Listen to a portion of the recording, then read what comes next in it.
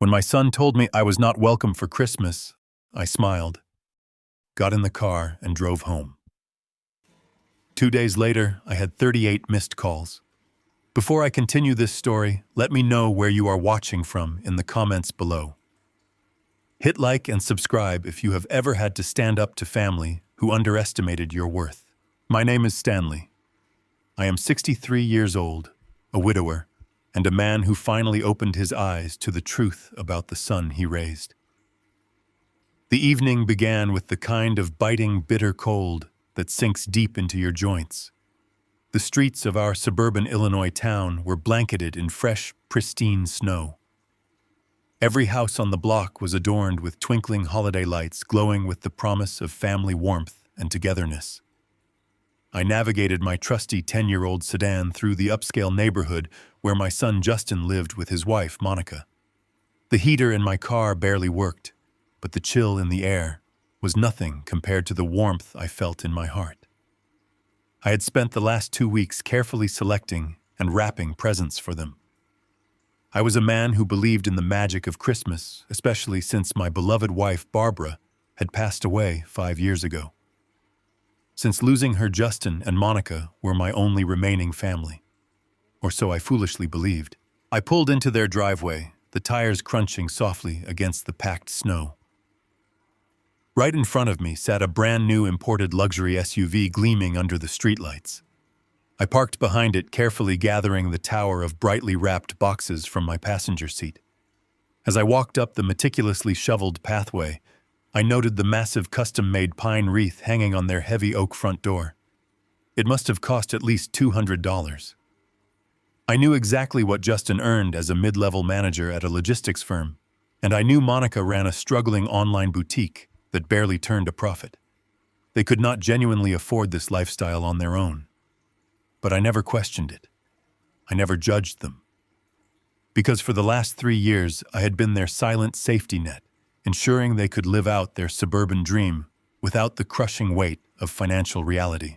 Balancing the heavy gifts against my chest, I pressed the doorbell. I could hear the faint sound of classic Christmas carols playing warmly inside, mixed with the clinking of glassware and bursts of laughter. I smiled, anticipating the smell of roasted turkey and the comforting embrace of my son. The deadbolt clicked and the heavy door opened. But it did not swing wide to welcome me. It opened just a few inches, leaving the security chain firmly engaged. Monica stood in the narrow gap wearing a pristine white cashmere sweater and holding a crystal glass of red wine.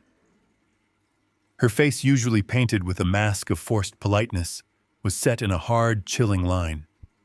The warm air from the house spilled out, carrying the scent of cinnamon and roasted meat, teasing the freezing cold night. I offered a wide, joyful smile, holding up the boxes. "Merry Christmas," I said, my voice full of festive cheer. Monica did not smile back. She did not reach out to help me with the heavy packages. She simply stood there, blocking the threshold, like a bouncer at an exclusive club. "Oh, Stanley," she said, her tone dripping with a condescending sweetness that made my stomach churn. "We are not expecting you tonight." I froze. The freezing wind whipped around my neck, but I barely felt it. "What do you mean?" I asked, confused. "We always spend Christmas Eve together. It is a tradition since Barbara passed." Monica took a slow, deliberate sip of her wine. "Well, traditions change, Stanley. Justin and I decided we wanted a very intimate Christmas this year. Just us and my parents. We really want to focus on our core family tonight." The words hit me like a physical blow to the chest. Her parents were inside. Her parents, who lived 4 states away, had been invited, accommodated, and welcomed to feast in the very house that I was secretly keeping out of foreclosure. I was standing in the freezing snow, holding gifts I had bought with my pension, being told I was not part of their core family. I looked past Monica's shoulder, peering into the brightly lit foyer. Justin was standing near the hallway archway. My only son, the boy I had taught to ride a bike, the man whose college tuition I had paid in full, could not even meet my eyes. He was staring at the hardwood floor, shifting his weight nervously from foot to foot. "Justin?" I called out, my voice wavering just a fraction. He slowly shuffled forward, stepping up behind his wife. He looked anywhere but at my face. "Dad," he mumbled, his voice pathetic and weak. "It is just a bit too crowded tonight. We are dealing with some overcrowding issues. We just need some space." Overcrowding. The house was a sprawling 3,000 square foot colonial with 4 bedrooms and a fully finished basement. It was a pathetic, cowardly lie.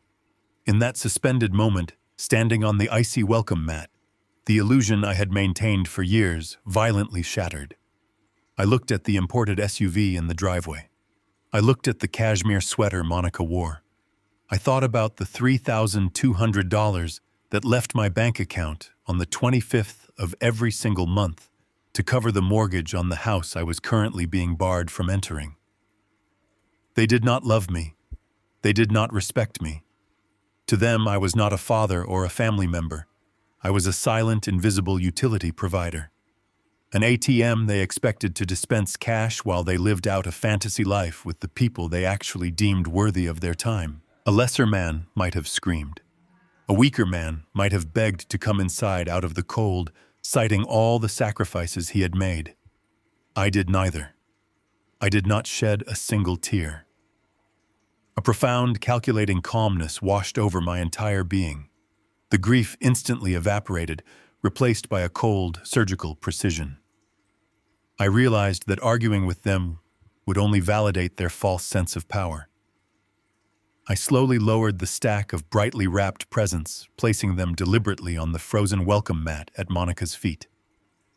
I stood up straight, looked Monica directly in her smug eyes, and then shifted my gaze to my son, who finally looked up, clearly unnerved by my complete lack of resistance. "I hope you both have exactly the Christmas you deserve," I said, my voice steady, resonant, and entirely devoid of emotion. I turned my back on them and walked away. I did not rush. I walked with the slow, dignified posture of a man who has just reclaimed his freedom. I heard the lock disengage and the heavy oak door click shut with an undeniable finality. As I reached my old reliable sedan, the engine turned over with a comforting hum. I sat in the driver's seat, feeling the heater slowly blow warm air over my numb fingers. I put the car in drive and pulled away from the curb, leaving the imported SUV and the custom wreath behind in the rearview mirror. I did not look back. My son thought he was simply closing the door on an annoying, lonely old man. He had no idea that by locking me out in the cold, he had just locked himself out of his entire financial future. The freezing leather of my driver's seat bit through my winter coat, but the physical cold was absolutely nothing compared to the complete stillness settling over my mind. I sat in the darkness of my 10-year-old sedan, the engine idling with a low and reliable hum. I stared through the frost gathering on the edges of the windshield at the house I had just been banished from. The massive windows glowed with warm, golden light. Shadows of people moved behind the expensive sheer curtains. Monica and her parents were likely pouring another round of imported wine, laughing, perhaps even feeling a smug sense of relief that the awkward and burdensome old man had been dismissed so easily. Justin was probably avoiding their eyes, nursing his guilt with a stiff drink, convincing himself that he had done the right thing to keep his wife happy. I waited for the tears to come. I waited for the familiar and suffocating ache of grief that had shadowed me every single day since my beautiful wife, Barbara, passed away 5 years ago. I expected my chest to heave with the sorrow of a father who had just lost his only son to the cruel jaws of entitlement and arrogance. But the tears never surfaced. My eyes remained completely dry. My breathing was slow, measured, and perfectly calm. The sheer, unadulterated disrespect I had just experienced on that icy porch acted like a chemical solvent burning away years of manufactured guilt and manufactured obligations. In place of sorrow, I felt a crystalline clarity. It was as if a thick gray fog had suddenly lifted from my brain, revealing the stark and undeniable landscape of my reality. I kept my hands firmly gripped around the steering wheel, the worn material grounding me in the present moment, as my mind traveled back 3 years. I remembered sitting in a brightly lit real estate office watching Justin and Monica pretend to bite their nails over the closing costs of this exact suburban colonial home. They had played their parts flawlessly. Justin had fed me a pathetic and rehearsed speech about the brutal modern economy, about how a mid-level manager salary simply could not stretch far enough to secure a safe neighborhood for their future children. Monica had even managed to squeeze out a few strategic tears, lamenting how they would probably be stuck renting a cramped apartment forever. I had been a grieving widower desperate to keep the remaining pieces of my family intact. I wanted to see my son thrive. I wanted to honor Barbara's memory by ensuring our boy was secure. So without a second thought, I had liquidated a significant portion of the life insurance money Barbara left behind. I wrote them a cashier's check for $80,000 to cover the entire down payment. I handed them the foundation of their perfect life. But the financial bleeding did not stop there. Just a few months after they moved in, the panicked phone calls began. Justin would call me late at night, his voice trembling, claiming the property taxes had spiked, or the utility bills were crushing them, or the maintenance costs were draining their accounts. He sold me a narrative of a young, hard-working couple drowning under the weight of unexpected homeownership. Because I loved him, because I was a father who believed it was my sacred duty to protect my blood, I offered a solution. I set up an automated transfer from my primary savings account directly into Justin's checking account. Every single month, on the 25th day of the month, $3,200 silently moved from my bank to his. It was the exact amount of their mortgage payment. For 36 consecutive months, I had been the invisible pillar holding up their roof. I had sacrificed my own retirement dreams. I stopped taking vacations. I stopped buying new clothes. I drove a car that rattled over every speed bump, and I bought my groceries with coupons, all under the impression that my son was fighting tooth and nail just to survive. Yet as I stared at the luxury imported vehicle sitting in their driveway, the truth glared back at me with blinding intensity. That $3,200 was not going toward a struggle for survival. It was funding a vanity project. It was financing Monica's designer cashmere sweaters, the $200 custom wreaths, and lavish holiday feasts for her parents. I had not been saving my son from poverty. I had been subsidizing his arrogance. The engine hummed steadily as I reached into my coat pocket and pulled out my smartphone. The screen illuminated the dark cabin of the car, casting a pale bluish glow over my face. I unlocked the device with a steady thumb. My heart did not race. My hands did not shake. I opened my banking application, navigating through the menus I had visited countless times to check my modest balances. I tapped the section labeled Scheduled Transfers. There it was. A neat digital line of text that represented 3 years of my life, my sweat, and my blind loyalty. Recipient Justin. Amount $3,200. Frequency monthly. Next processing date December 25th, which was tomorrow morning. I stared at the screen for a long, quiet moment. I thought about the way Monica had blocked the door. I thought about Justin looking at the floorboards, too cowardly to even look his own father in the eye, while banishing him into the freezing night. I thought about Barbara, and how she would have wept to see the boy she raised treat her husband with such profound cruelty. But I was not weeping. I tapped the transaction. A menu popped up with a stark red button that read, Cancel Recurring Transfer. I pressed the button. A secondary prompt appeared asking for confirmation. Are you sure you want to permanently cancel this scheduled transfer? This action cannot be undone. I smiled. It was a small, quiet smile in the solitude of my cold car. I pressed confirm. The screen refreshed, displaying a simple green check mark. Transfer successfully canceled. With that single, silent digital command, I severed the financial umbilical cord I had maintained for 3 years. I did not text Justin to warn him. I did not leave a voicemail explaining my feelings. They wanted financial independence, and I had just granted it to them, the most absolute and devastating way possible. I shifted the car into drive and slowly pulled away from the curb. As I navigated through the winding, snow-covered streets of the wealthy subdivision, the extravagant holiday light displays felt entirely different to me now. They no longer represented warmth and family. They represented facades, illusions, and debt. I drove toward the highway, watching the massive suburban homes gradually give way to smaller houses, then strip malls, and finally the modest working-class neighborhood where I resided. My apartment complex was a simple brick building. There were no imported luxury vehicles in the parking lot. Only practical cars owned by practical people. I parked in my assigned spot, gathered my thoughts, and walked up the 2 flights of stairs to my unit. Unlocking the door, I stepped inside. The apartment was completely dark, save for the faint orange glow of a street lamp filtering through the blinds. It was small, undeniably plain, but it was mine.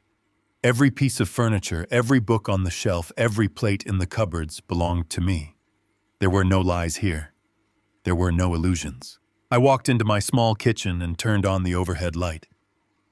Instead of wallowing in the rejection of missing a massive holiday feast, I opened my refrigerator and took out a beautiful thick-cut ribeye steak I had purchased a few days ago.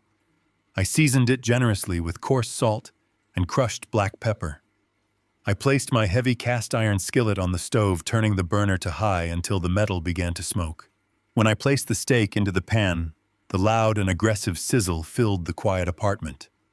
The rich, savory aroma of searing meat enveloped the kitchen, an immediate comfort to my senses. While the steak cooked to a perfect medium rare, I walked over to the small wooden cabinet where I kept a bottle of aged bourbon.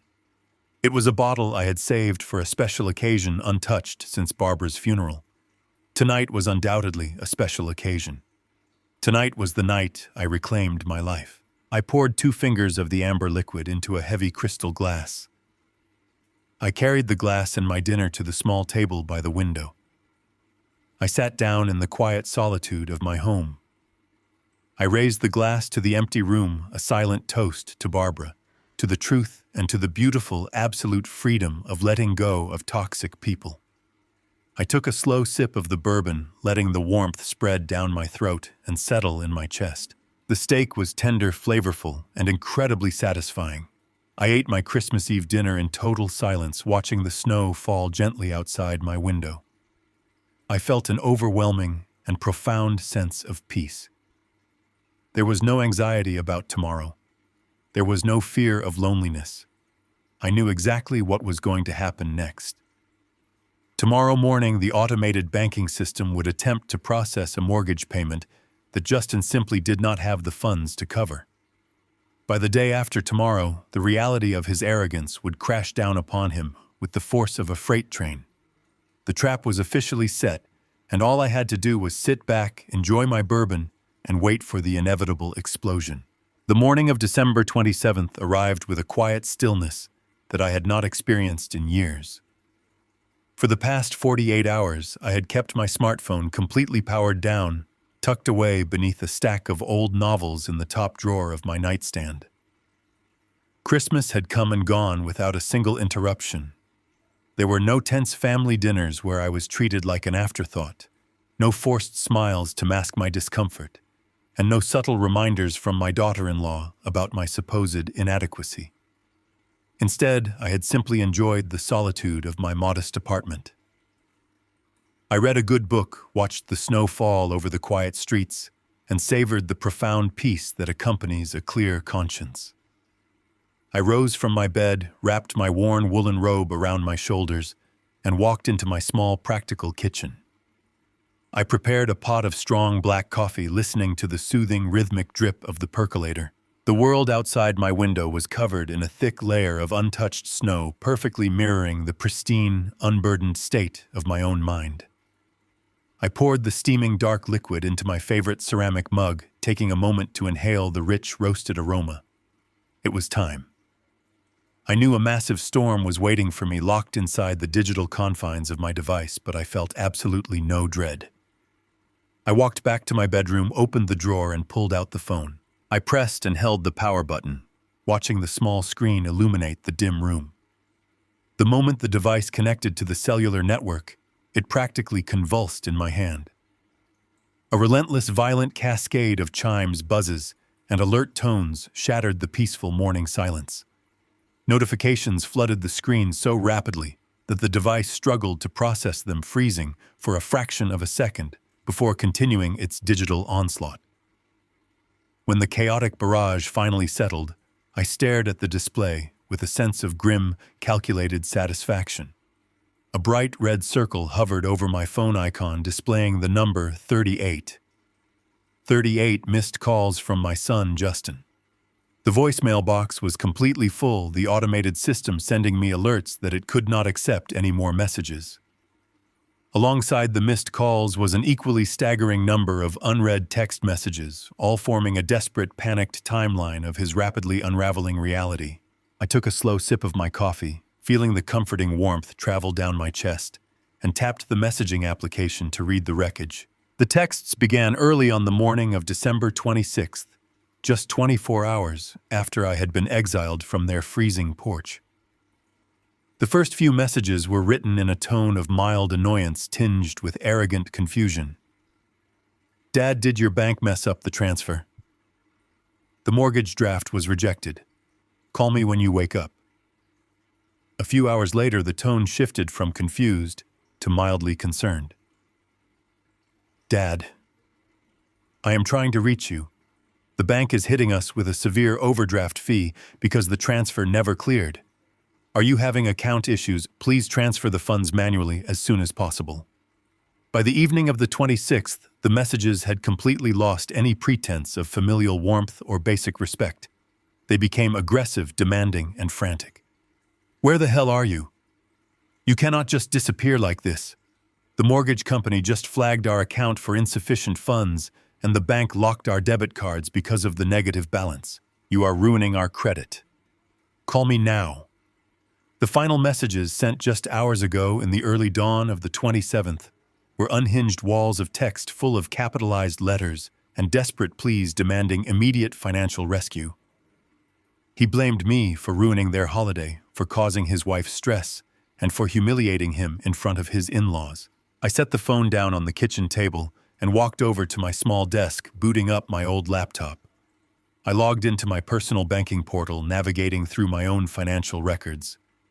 My accounts were absolutely flawless. Every utility bill was paid ahead of time, my pension was securely deposited, and my emergency savings balance remained robust and unblemished. I stared at the screen, letting the sheer absurdity of Justin's situation truly sink into my bones.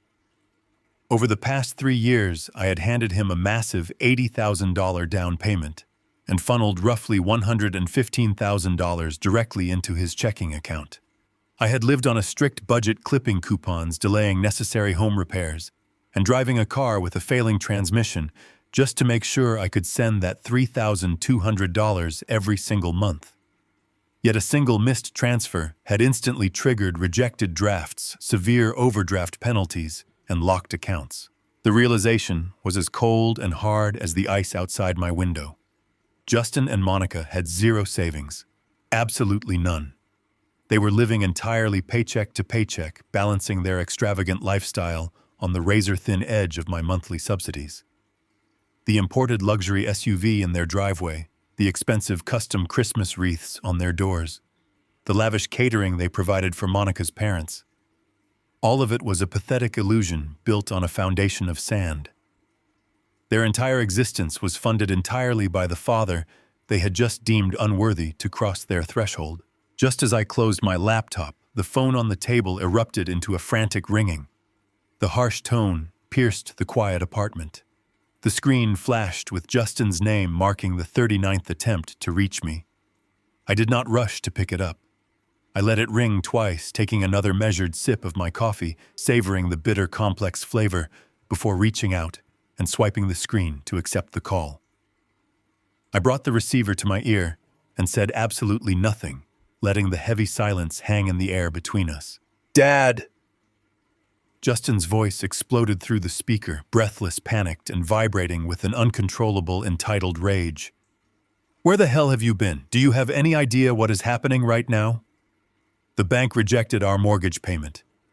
The account is overdrawn by hundreds of dollars because of cascading penalties. Monica's cards keep getting declined. She is crying in the bedroom and her parents are asking uncomfortable questions. You need to wire the money immediately. I am sending you a direct transfer link right now. Fix this. I listened to his hysterical demands, marveling at the sheer unadulterated audacity of the man I had raised. There was no apology for leaving me out in the cold on Christmas Eve. There was no inquiry about my health or well-being after 3 days of total silence. There was only a furious, blinding demand that his personal ATM dispense its cash. He genuinely believed that my money was his birthright, and that my feelings were entirely irrelevant to his financial convenience.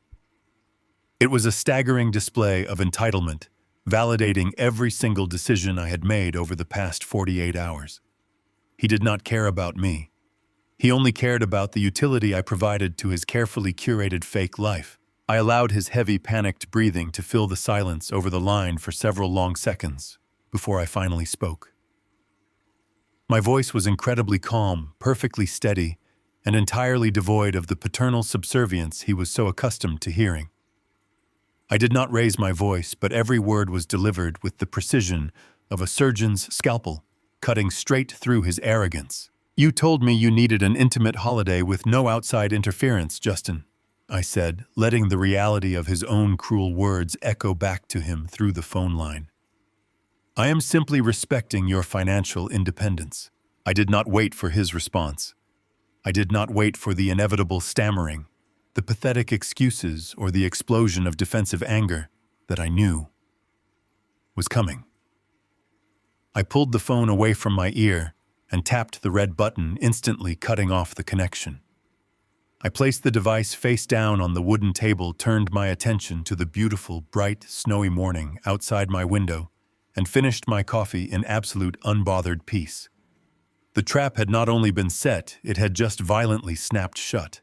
The peace in my apartment lasted exactly 47 minutes after I hung up the phone. I had just poured the remaining coffee down the sink and washed my ceramic mug when a violent, rapid pounding echoed through my small living room. The sound was not a polite knock. It was the aggressive, entitled hammering of someone who believed they owned the space they were demanding to enter. I did not have to look through the peephole to know who was standing in the hallway. My building required a security code at the main entrance, meaning my son had either waited for a neighbor to leave and slipped inside, or he had bullied his way past the elderly property manager. I unlocked the deadbolt and pulled the door open. Justin stood there, panting heavily.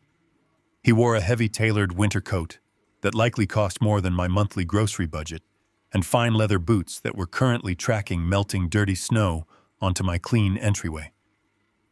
He did not say hello. He did not ask how I was doing after leaving me out in the cold on Christmas Eve. He pushed his way past me, stepping into my living room with absolute disregard for my home. He looked around my modest apartment with frantic, darting eyes, acting as though he had been deeply wronged by my existence. I closed the door quietly, leaning against the frame, and simply watched him.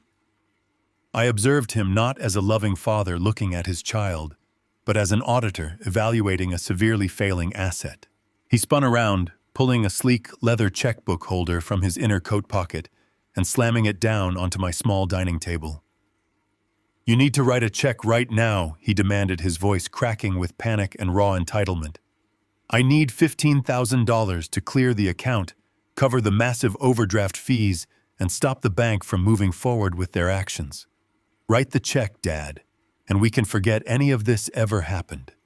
We can go back to normal." I remained perfectly still. The sheer audacity of his presence in my home, barking orders as if I were a defective machine that had failed to dispense his daily cash, was staggering. When I did not immediately reach for a pen, Justin changed his tactic. His angry, commanding demeanor softened into a calculated, manipulative whine. "Look," he said, running a trembling hand through his perfectly styled hair. "I know you are upset about Christmas Eve. I get it. But you are completely overreacting. Monica has been dealing with severe holiday anxiety. Hosting her parents put her under a massive amount of stress to make everything perfect, and you showing up unannounced just pushed her over the edge. It was not a personal attack against you. You are taking a simple misunderstanding and using it to destroy our lives." The gaslighting was so textbook, it was almost insulting. He was attempting to rewrite history right in front of my face. I had not shown up unannounced. We had discussed my arrival a week prior. Monica did not have holiday anxiety. She had a superiority complex and a fundamental lack of respect for anyone she could not extract value from. And yet Justin stood in my living room demanding that I accept the blame for my own exclusion, demanding that I pay him for the privilege of being insulted by his wife. He took a step closer, his voice adopting a pleading, desperate tone. "Dad, you have to fix this. You cannot just cut us off without warning. If you do not give me that check today, the bank is going to put the house into foreclosure. We will lose everything." The word hung in the quiet air of my apartment. Foreclosure. Justin was not a financial expert, but I had spent 40 years managing tight budgets, balancing household accounts, and ensuring my family never fell into debt. I knew the banking system intimately because Barbara and I had worked tirelessly to pay off our own modest home decades ago. I knew the precise timeline of mortgage penalties. If my scheduled transfer of $3,200 had simply bounced that morning, the bank would only assess a late fee of perhaps $35. After 15 days, they would send a polite warning letter. After 30 days, they would report the missed payment to the credit bureaus. It takes a minimum of 90 days and usually much longer of continuous, deliberate non-payment for a lending institution to officially initiate foreclosure proceedings. I looked at my son, narrowing my eyes as the mathematical reality of his statement clicked into place. "Foreclosure," I repeated, keeping my voice dangerously low and steady. "A single missed payment this morning does not trigger a foreclosure by noon. Justin, it triggers an insufficient funds penalty.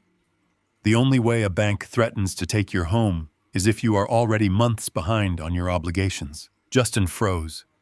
The color drained from his face so rapidly he looked physically ill. His mouth opened, but no words came out. The panicked, defensive posture he had carried into my home completely collapsed, leaving behind a terrified, exposed child. He had spoken out of sheer desperation, using a terrifying word to manipulate my emotions completely. Forgetting that he was speaking to a man who understood numbers better than he understood his own wife, I took a slow, deliberate step toward him. "For the past 36 months, I have sent you exactly $3,200 on the 25th day of every single month. That money was specifically designated for your mortgage." "Where did it go, Justin?" He backed away, his shoulders slumping. He looked at the floor, unable to maintain eye contact, just as he had done on the freezing porch 2 nights ago. "We needed things," he whispered, his voice trembling. "The house needed upgrades to maintain its value. Monica had heavy inventory costs for her boutique, and we needed to keep the business afloat. Her parents expected a certain level of hospitality when they visited. We were going to catch up, Dad. We just needed a little more time. The bank told us we were 3 months behind, but I swear I was going to pay it back. I just needed to borrow from the mortgage fund temporarily." The horrifying truth washed over me completely, suffocating any lingering affection I had for the man standing before me. My life savings, the money I had scraped together by denying myself basic comforts, had not been securing my son a safe place to live. It had been funneled directly into Monica's failing vanity business, high-end renovations, and expensive dinners designed to impress people who openly despised me. They had been silently stealing from me, living a life of profound luxury, while allowing the house I paid the down payment for to slide into default. They took my sacrifice and used it to fund their arrogance. Justin reached out, his hand trembling as he pushed the checkbook closer to me. "Please, Dad. Just this one last time. If you do not pay the $15,000 for the arrears and the penalties, they will take the house. We will be out on the street. Monica is having a breakdown. You have to help us." I looked at the checkbook, then up at the pathetic, cowardly man standing in my living room. He had sold his integrity to fund a lie, and now he wanted me to buy it back for him. I walked past him, moved to my front door, and pulled it wide open. The hallway outside was empty and silent. I turned back to Justin and pointed firmly at the exit. "You and your wife wanted financial independence," I said, my voice resonating with an absolute unbreakable finality. "You now have it. I strongly suggest you start packing your luxury goods because I will not give you another dime." Justin stared at me, his eyes wide with shock, realizing for the first time in his life that my unconditional support had entirely evaporated. When he did not move, I stepped forward, forcing his retreat into the hallway. I did not wait for his final excuse. I shut the heavy door firmly in his face, turning the deadbolt with a loud, satisfying click, sealing him outside my life for good. The heavy click of my front door deadbolt echoing through the hallway was the sound of a chapter closing forever. I walked away from the entryway, leaving my son on the other side of that wood, and I felt absolutely no regret. I did not sit down on my sofa to mourn the relationship. I did not pour myself another glass of bourbon. Instead, I walked straight to my small wooden desk and opened my laptop. If my son and his wife had been redirecting my hard-earned money for 3 years, I needed to know exactly where every single penny went.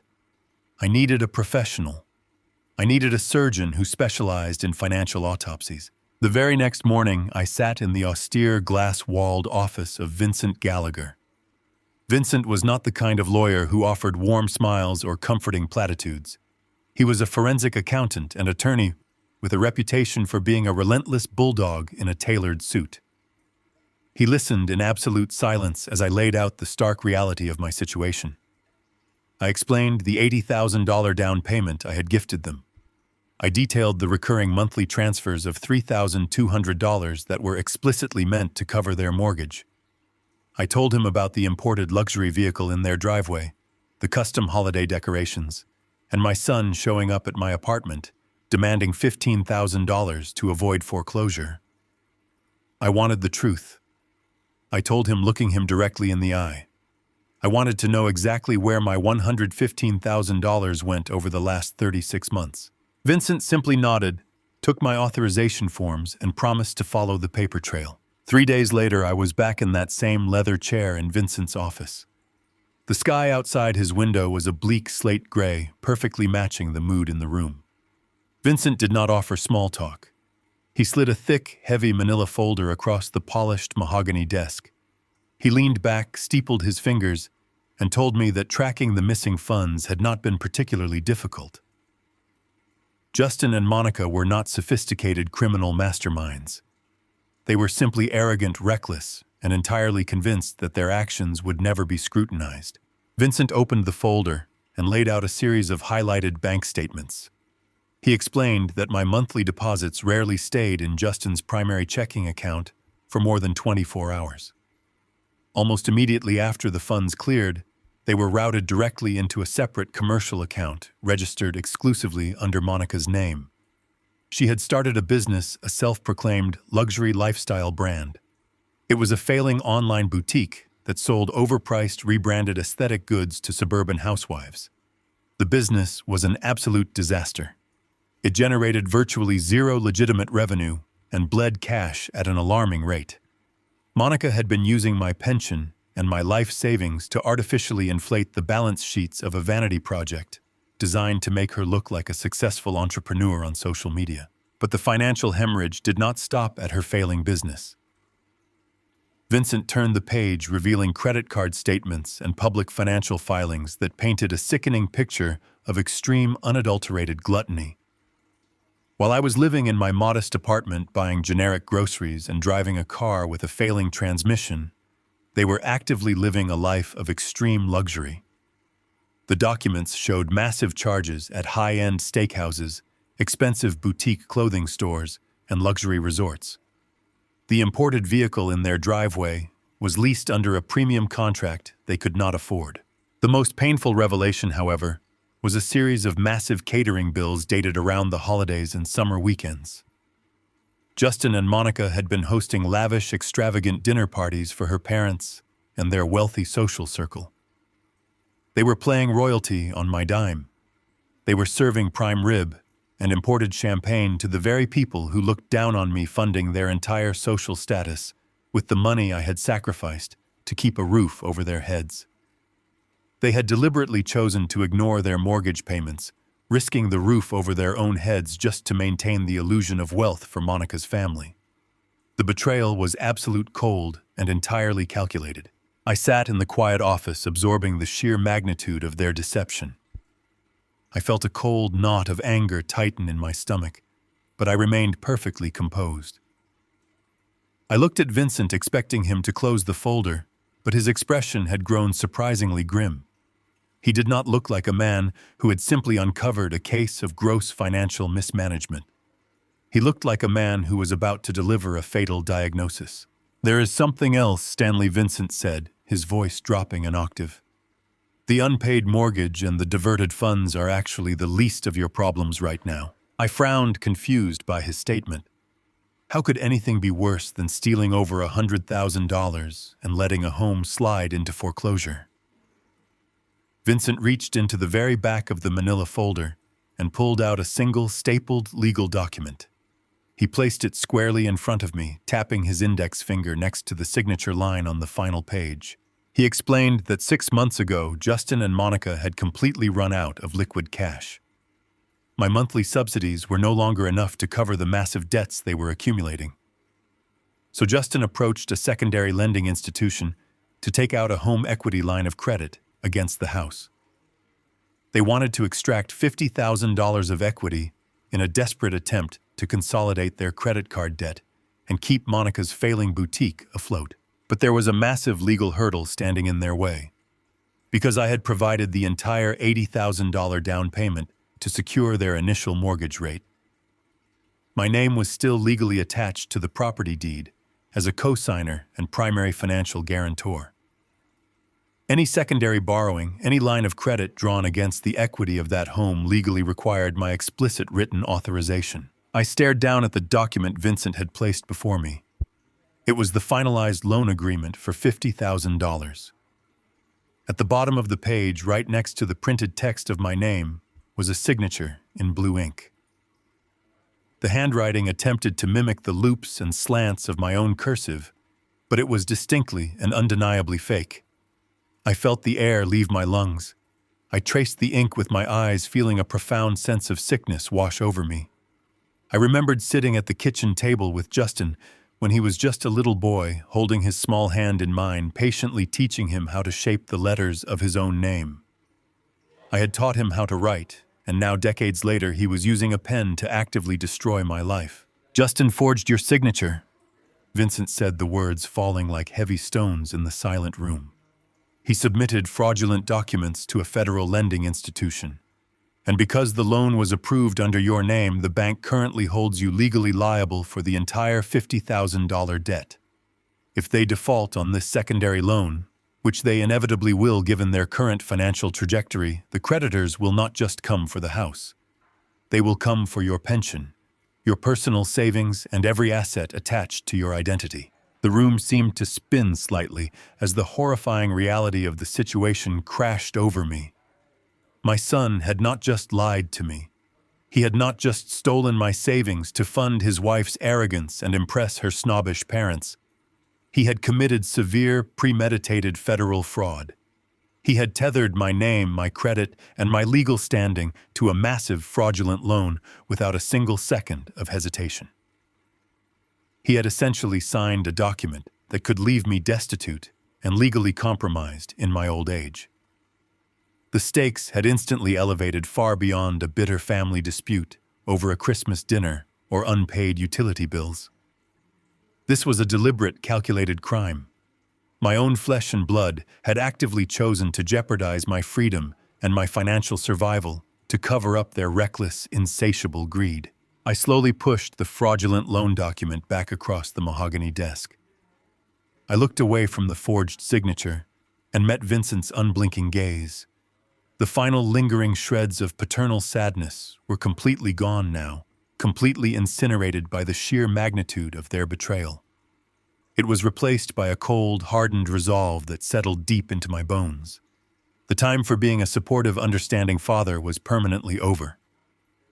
I took a slow, deep breath, stabilizing my heart rate, and asked Vincent exactly what we needed to do to absolutely dismantle their lives. The shrill ringing of my cellular phone shattered the quiet focus of my Thursday afternoon.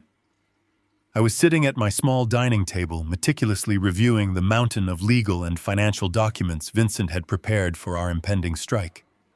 When I glanced at the glowing screen, the caller identification did not display my son's name. It was Monica. For a brief moment, I considered letting the call drop into the digital void of my voicemail. However, the chess match had already begun, and I needed to know exactly what kind of desperate maneuver she was attempting to pull. I picked up the device, took a slow, centering breath, and answered with a neutral greeting. There was no feigned warmth on the other end of the line.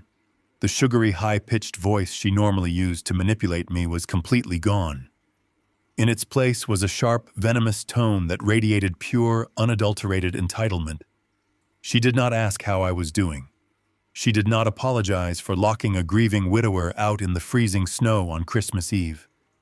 Instead, she immediately launched into a vicious, calculated offensive. Stanley, she snapped, bypassing any title of respect. I hope you are proud of the absolute disaster you have caused. You are deliberately trying to destroy everything Justin and I have built. I sat back in my wooden chair, letting her aggressive words wash over me without a single flinch. I remained perfectly silent, offering her the empty space she needed to hang herself with her own arrogance. My silence only fueled her rage. She began to loudly accuse me of being a terrible, unsupportive father. She claimed that my sudden decision to stop the automated payments was a vindictive, malicious attack specifically designed to sabotage her luxury lifestyle brand. She painted herself as the ultimate victim, a struggling entrepreneur who was being mercilessly financially starved by a greedy, selfish old man who hoarded his wealth while his own flesh and blood suffered. The sheer audacity of her narrative was staggering. She was screaming at the man who had provided her with an $80,000 down payment and over $100,000 in direct subsidies. Yet, in her distorted reality, my refusal to continue funding her lavish dinner parties and failing vanity project was the greatest crime imaginable. She ranted about how the frozen bank accounts were preventing her from fulfilling essential business orders, claiming that my petty temper tantrum was going to bankrupt her company. I listened to her complain about the immense pressure she was under, completely ignoring the fact that her husband had forged my signature to steal $50,000 from a federal lending institution. When she finally paused to take a breath, expecting me to grovel or offer a pathetic apology, I simply asked her what exactly she expected me to do. That was the opening she had been waiting for. She dropped the role of the victim and adopted the posture of a ruthless dictator delivering an absolute ultimatum. "You are going to go to the bank," she commanded, her voice dropping into a cold, hard register. "You are going to pay the $15,000 to clear the mortgage arrears, and you are going to pay off the line of credit Justin took out.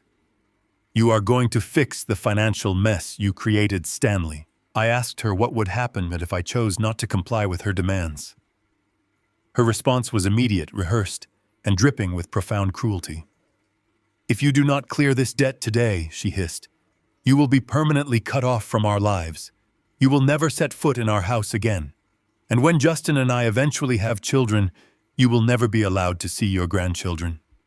You will die alone in that cramped, pathetic little apartment, and we will not even attend your funeral." Her threat was designed to strike at the deepest, most vulnerable core of a widowed father. She believed that the fear of total isolation, the terror of never holding a grandchild, would instantly bring me to my knees. She thought she was wielding the ultimate weapon, but she did not realize that the threat of losing them was no longer a nightmare to me. It was a promise of liberation. The family she was threatening to take away was nothing but a mirage, a parasitic attachment that had been draining my life and my resources for years. To twist the knife even further, Monica proudly brought up her own family. "My parents are stepping in to help us deal with the emotional trauma you have caused," she bragged loudly. "They are a real family. They actually support their children unconditionally. They understand what it means to be there for us, unlike you, who abandons your own son the second things get slightly difficult." You are nothing but a disappointment, Stanley. The comparison was a masterclass in psychological manipulation. She was elevating her parents, the very people who had dined on prime rib, paid for by my secret sacrifices, as the gold standard of familial love. She explicitly confirmed what I already knew. To Monica and Justin, my only value was derived from my wallet. I was not a human being. I was a financial utility. As long as the money flowed, I was tolerated. The second the money stopped, I was a useless, broken machine worthy only of being discarded in the trash. I let her finish her tirade. I let the echoes of her threats fade into the digital static of the phone connection. I felt my heart beating with a steady, rhythmic calmness. I did not raise my voice.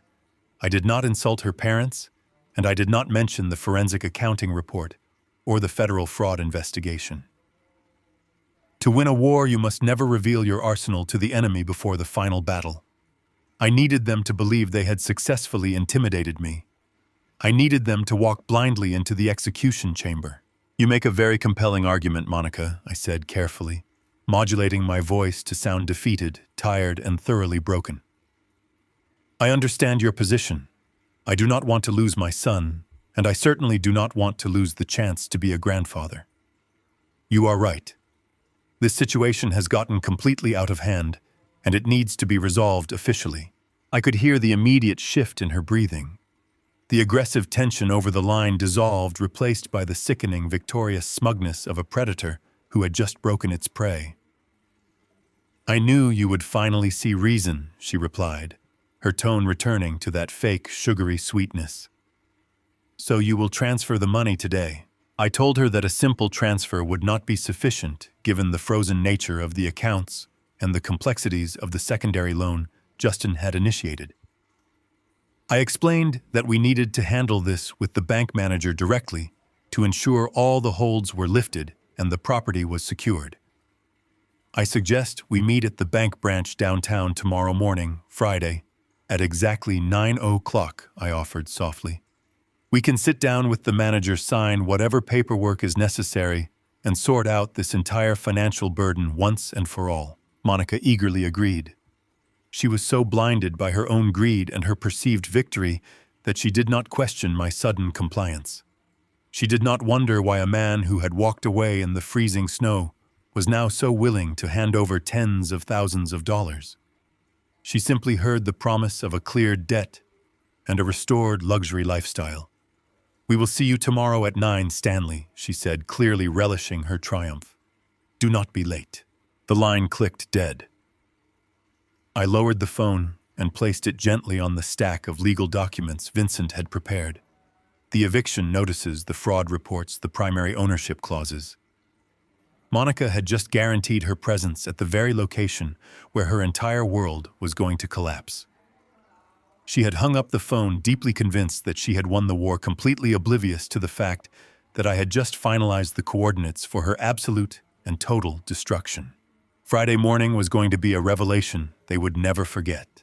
The following morning, I found myself back in Vincent Gallagher's austere office, sitting across the mahogany desk from the only man who truly grasped the sheer magnitude of my situation. The coffee he poured for me was black and bitter, exactly what I needed to cut through the lingering fatigue of the past few days.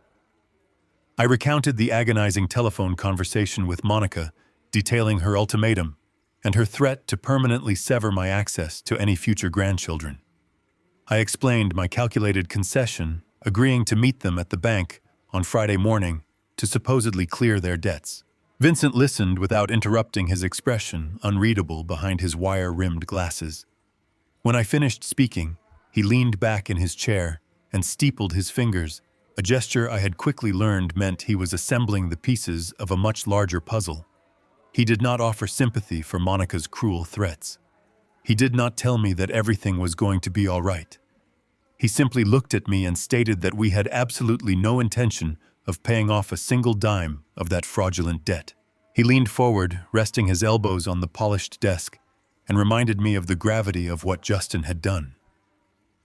This was not a simple family dispute over misallocated funds. Justin had forged my signature to secure a $50,000 home equity line of credit from a federal lending institution. This was an undeniable act of federal fraud. It carried severe criminal penalties, including significant prison time. Vincent made it absolutely clear that if we walked into that bank and quietly paid off the balance, we would effectively be masking a felony. We would be complicit in the crime, making it exponentially harder to ever hold Justin accountable in the future. But Vincent had not called me into his office simply to reiterate the criminal nature of my son's actions. He opened the thick manila folder that contained the forensic audit of Justin and Monica's financial wreckage and pulled out a stack of documents I had not seen in 3 years. It was the original mortgage agreement, the very paperwork we had signed on the day I handed over the $80,000 down payment for their suburban home. Vincent tapped his pen against a specific paragraph buried deep within the dense legal jargon of the contract. He asked me if I recalled the specific terms I had negotiated when I agreed to co-sign the initial loan. I admitted that I did not. At the time, I was a grieving widower focused solely on securing a safe harbor for my son. I had trusted the lawyers and the bankers to handle the technicalities. Vincent offered a rare, grim smile. He explained that the legal team handling the closing all those years ago had been exceptionally thorough in protecting my interests as the primary financial backer. Because I had provided the entire down payment, and because my credit history was vastly superior to Justin's, the contract included a very specific and incredibly powerful stipulation. It was a primary ownership clause linked directly to a right of first refusal. In the simplest terms, Vincent explained the clause meant that if the primary borrowers, Justin and Monica, ever defaulted on the mortgage or breached the fundamental terms of the lending agreement, the bank could not immediately foreclose and sell the property at auction. Instead, the legal right to assume full and absolute ownership of the property automatically reverted to me as the co-signer. I had the legal authority to step in, take over the deed, and seize control of the asset before the bank could liquidate it. I stared at the document, the dense legal text suddenly transforming into the most powerful weapon I possessed. Justin and Monica had been so blinded by their own entitlement, so consumed by the illusion of their luxury lifestyle, that they had never bothered to read the fine print of their own mortgage. They truly believed that because their names were on the mailbox, they owned the fortress. They had completely forgotten who poured the foundation. Vincent laid out the strategy with surgical precision. We were not going to the bank on Friday to rescue them from the consequences of their arrogance. We were going to the bank to execute a flawless legal takeover.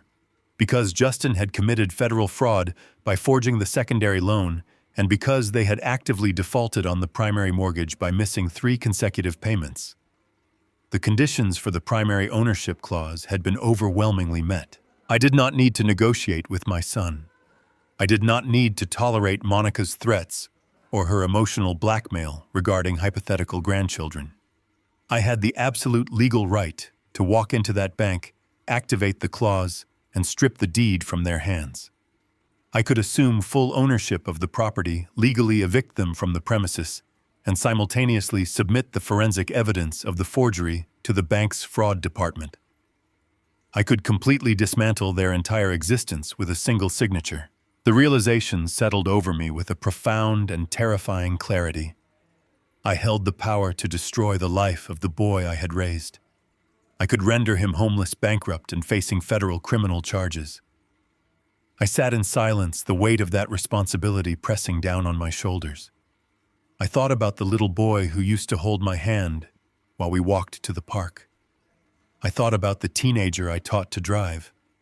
And then I thought about the man who had locked me out in the freezing snow on Christmas Eve. The man who had stolen my life savings to fund his wife's vanity, and who had forged my name without a second of hesitation. I looked up at Vincent and gave him a single decisive nod. We spent the next several hours preparing an airtight, unassailable dossier. We compiled the forensic accounting report, highlighting the diverted funds, the fraudulent credit line, and the fabricated signature. We organized the original mortgage documents, flagging the primary ownership clause. And finally, Vincent drafted formal 30-day eviction notices, legally pristine and ready to be served. When I finally left Vincent's office, the winter sun was beginning to set, casting long, cold shadows across the city streets. I carried the heavy dossier in a leather briefcase, feeling a sense of absolute finality. The trap was fully constructed, every legal snare polished and primed. There was nothing left to do but wait for Friday morning.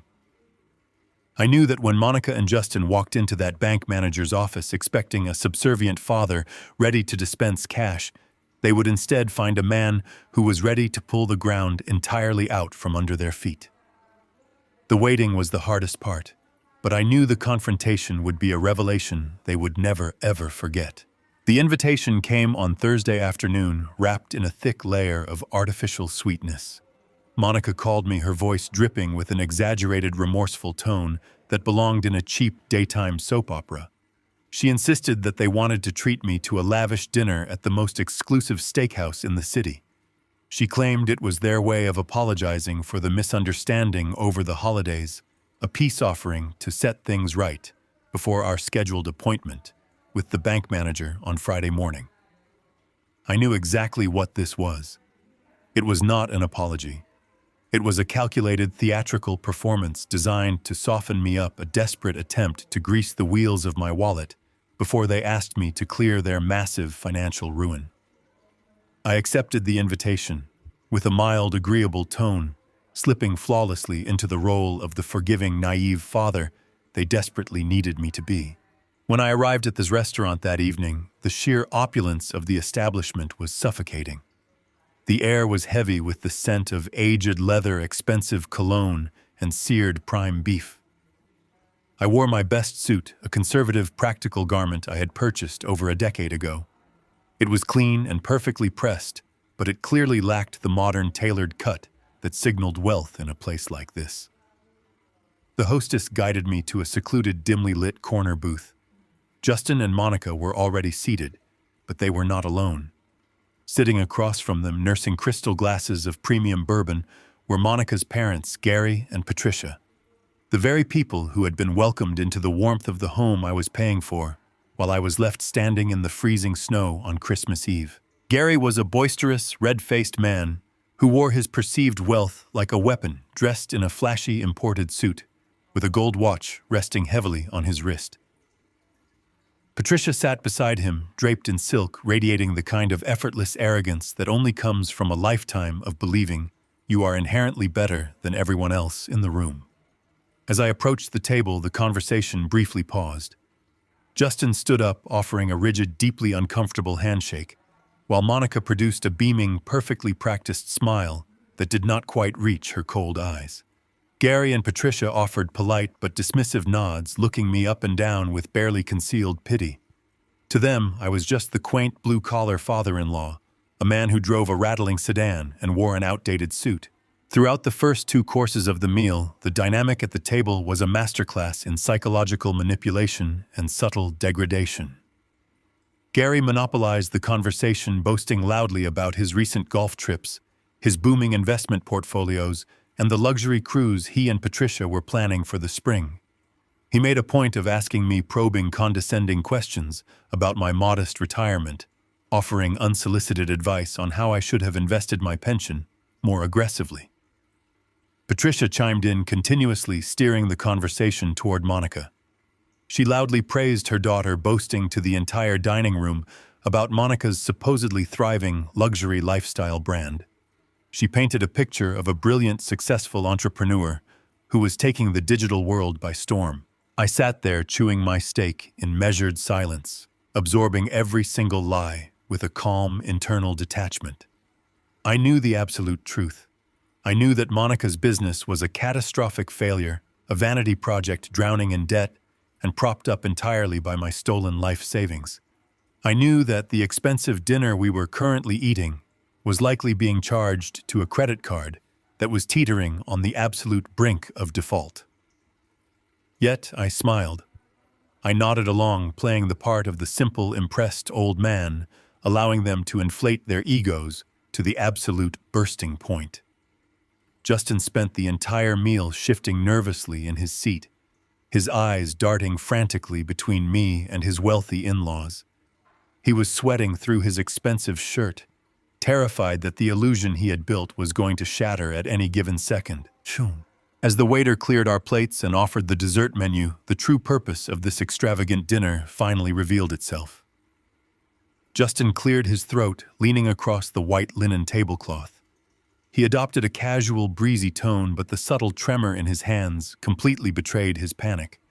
He reached into the inner pocket of his blazer and pulled out a single folded sheet of paper. He slid it slowly across the table toward me, placing a sleek silver pen right beside it. He smiled a tight, anxious grimace and told me that it was just a standard bank authorization form. He claimed the bank manager had emailed it to him that afternoon, suggesting that if we signed it tonight, it would save us a tremendous amount of time and paperwork during our meeting tomorrow morning. He casually instructed me to just sign the bottom line so we could get the boring administrative details out of the way and focus on enjoying the rest of our family dinner. I did not touch the silver pen. I reached out and slowly unfolded the document, smoothing the creases against the table. I kept my face entirely blank, but my eyes rapidly scanned the dense legal paragraphs. It was exactly what Vincent and I had anticipated. This was not a standard banking authorization form. It was a comprehensive, legally binding release of liability. Buried beneath the complicated financial jargon was a clause explicitly stating that I, the undersigned, retroactively authorized and approved all secondary lines of credit taken against the property, fully absolving the primary borrowers of any unauthorized financial actions. Justin was not trying to save time.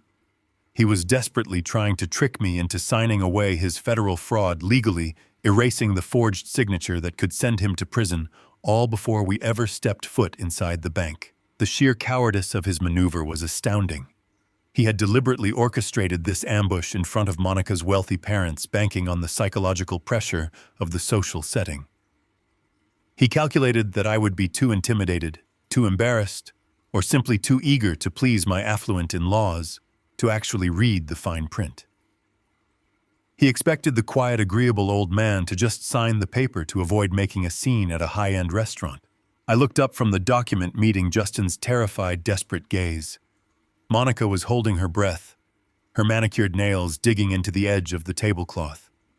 Gary and Patricia were watching us with mild, detached curiosity, completely oblivious to the catastrophic felony their son-in-law was attempting to cover up right in front of them. I slowly folded the document back in half, perfectly matching the original crease.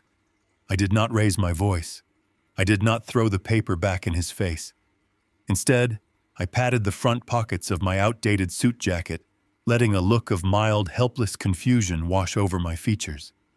I offered a soft, self-deprecating chuckle, the kind an elderly man gives when his memory begins to fail him. "I am so sorry, Justin," I said, my voice carrying the perfect pitch of a harmless, forgetful senior citizen.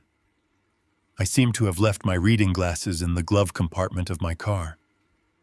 You know how my eyes get in this dim restaurant lighting. I cannot read a single word on this page, and my lawyer always told me never to sign anything I cannot read clearly.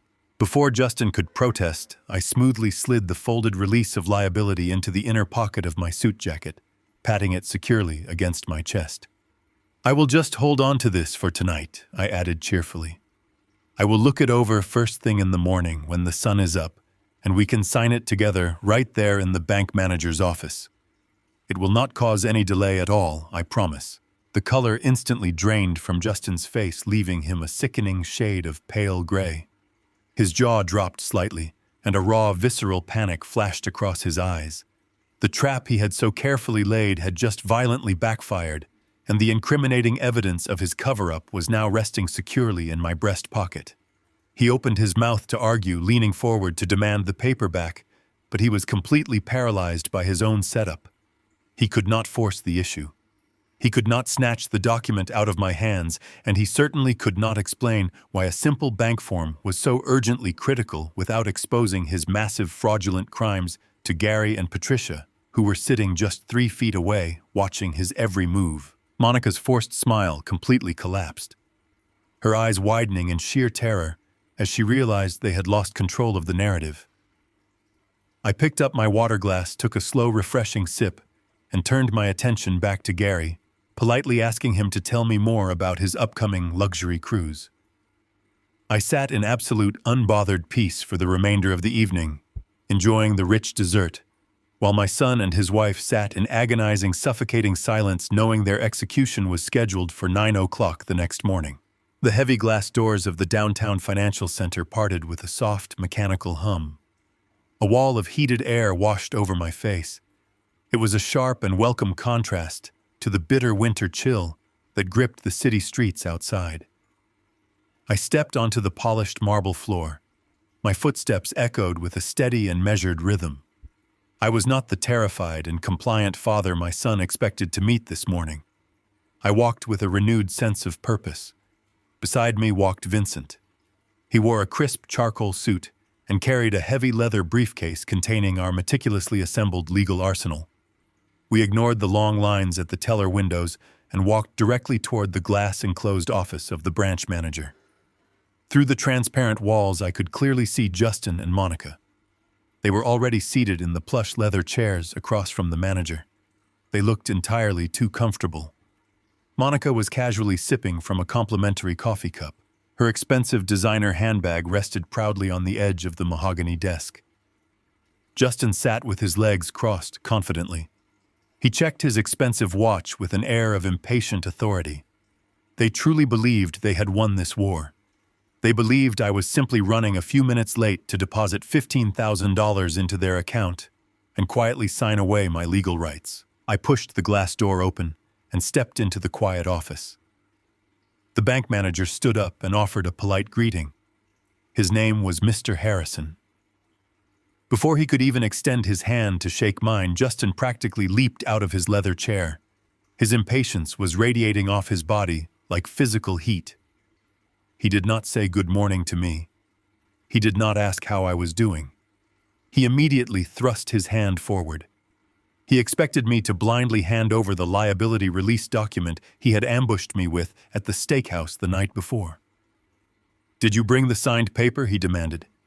His voice was clipped and incredibly disrespectful. He then looked past my shoulder and finally noticed Vincent standing tall and silent in the doorway. Justin frowned deeply. His eyes darted nervously between me and the unsmiling lawyer. "Who is this guy?" Monica asked. She lowered her coffee cup and glared at Vincent as if he were trespassing. I did not answer her question. I walked past my son, took my seat in the remaining leather chair, folded my hands neatly in my lap, and allowed Vincent to take complete control of the room. Vincent did not offer a warm smile or a friendly introduction. He stepped forward and placed his heavy briefcase squarely on the edge of the manager desk.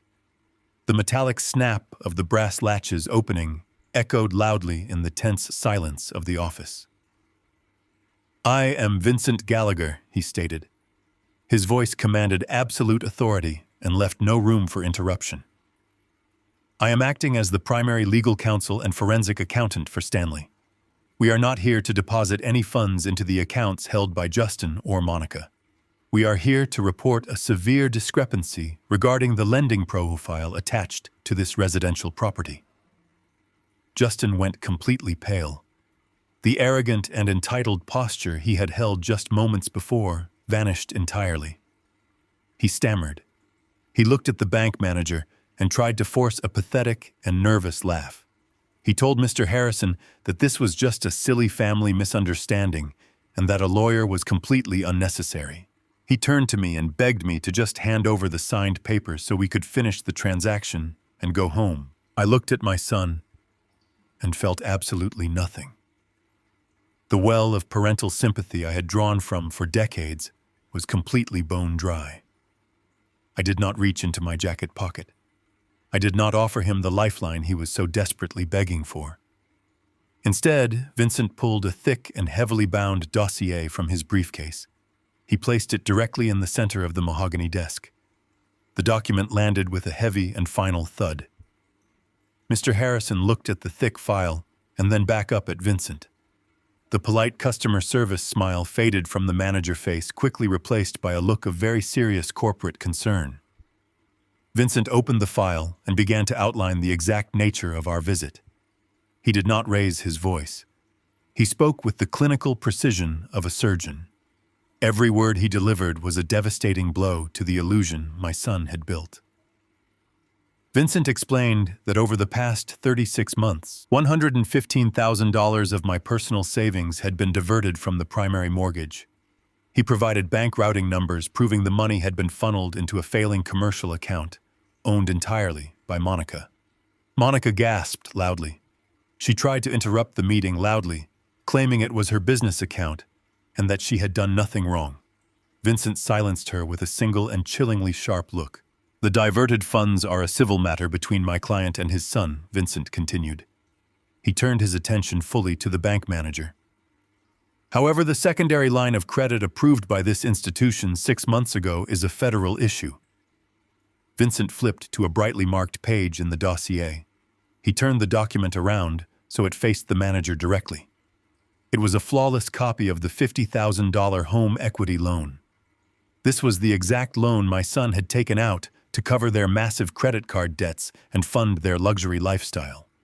Vincent pointed a steady finger to the signature line at the bottom of the page.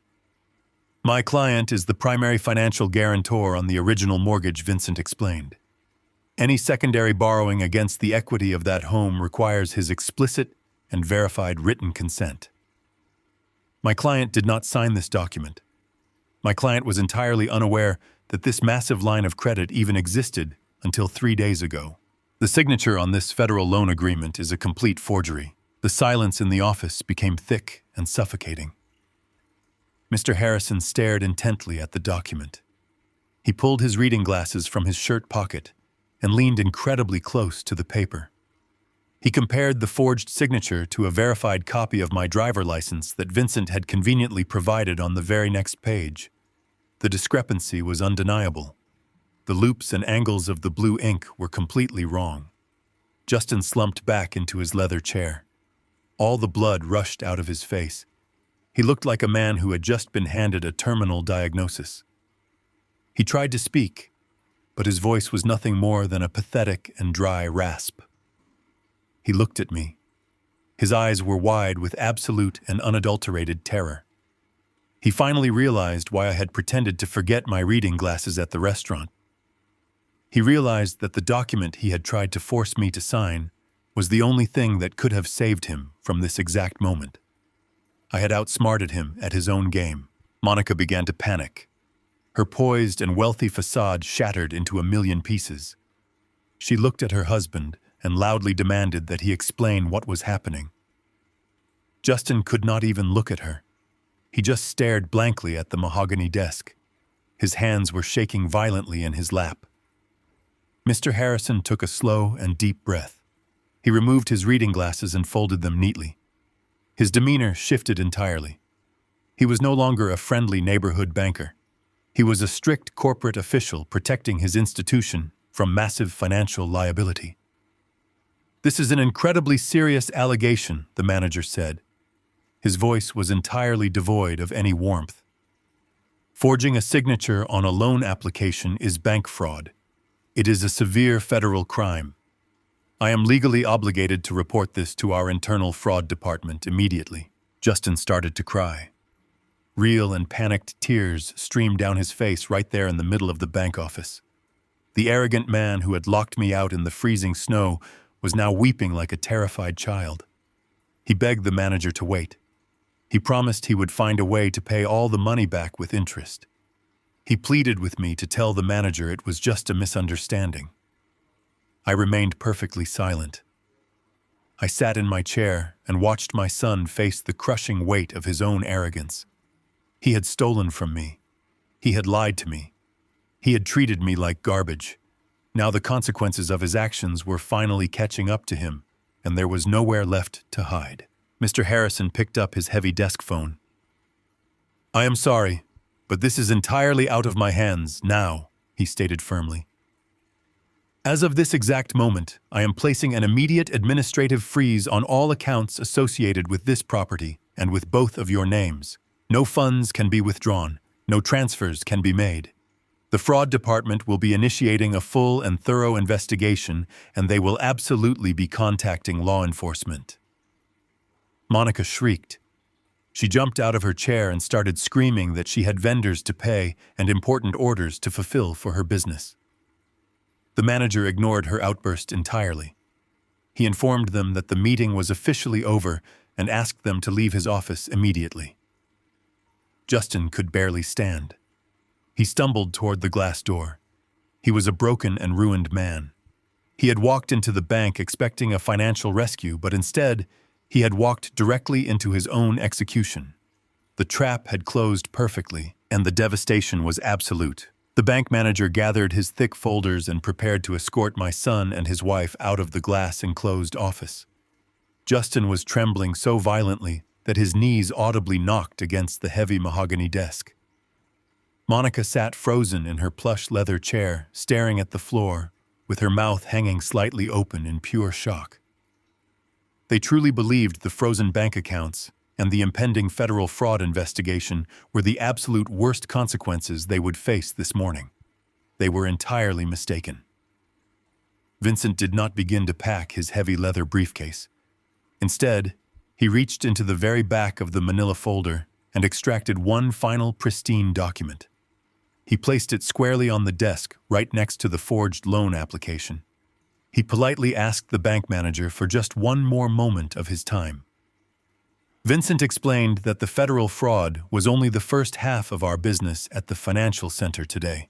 He directed the manager to review the original mortgage agreement, specifically the primary ownership clause attached to the $80,000 down payment I had provided 3 years ago.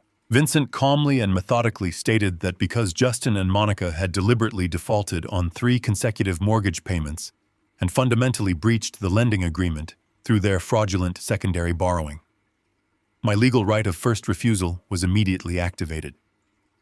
He explained that the contract they had signed specifically protected my financial investment in the event of their gross negligence. Vincent slid a formal declaration of assumption across the desk, informing the bank manager that I was officially executing my right to seize full and absolute ownership of the residential property. The house no longer belonged to my son in any legal capacity. It reverted back to me effective immediately.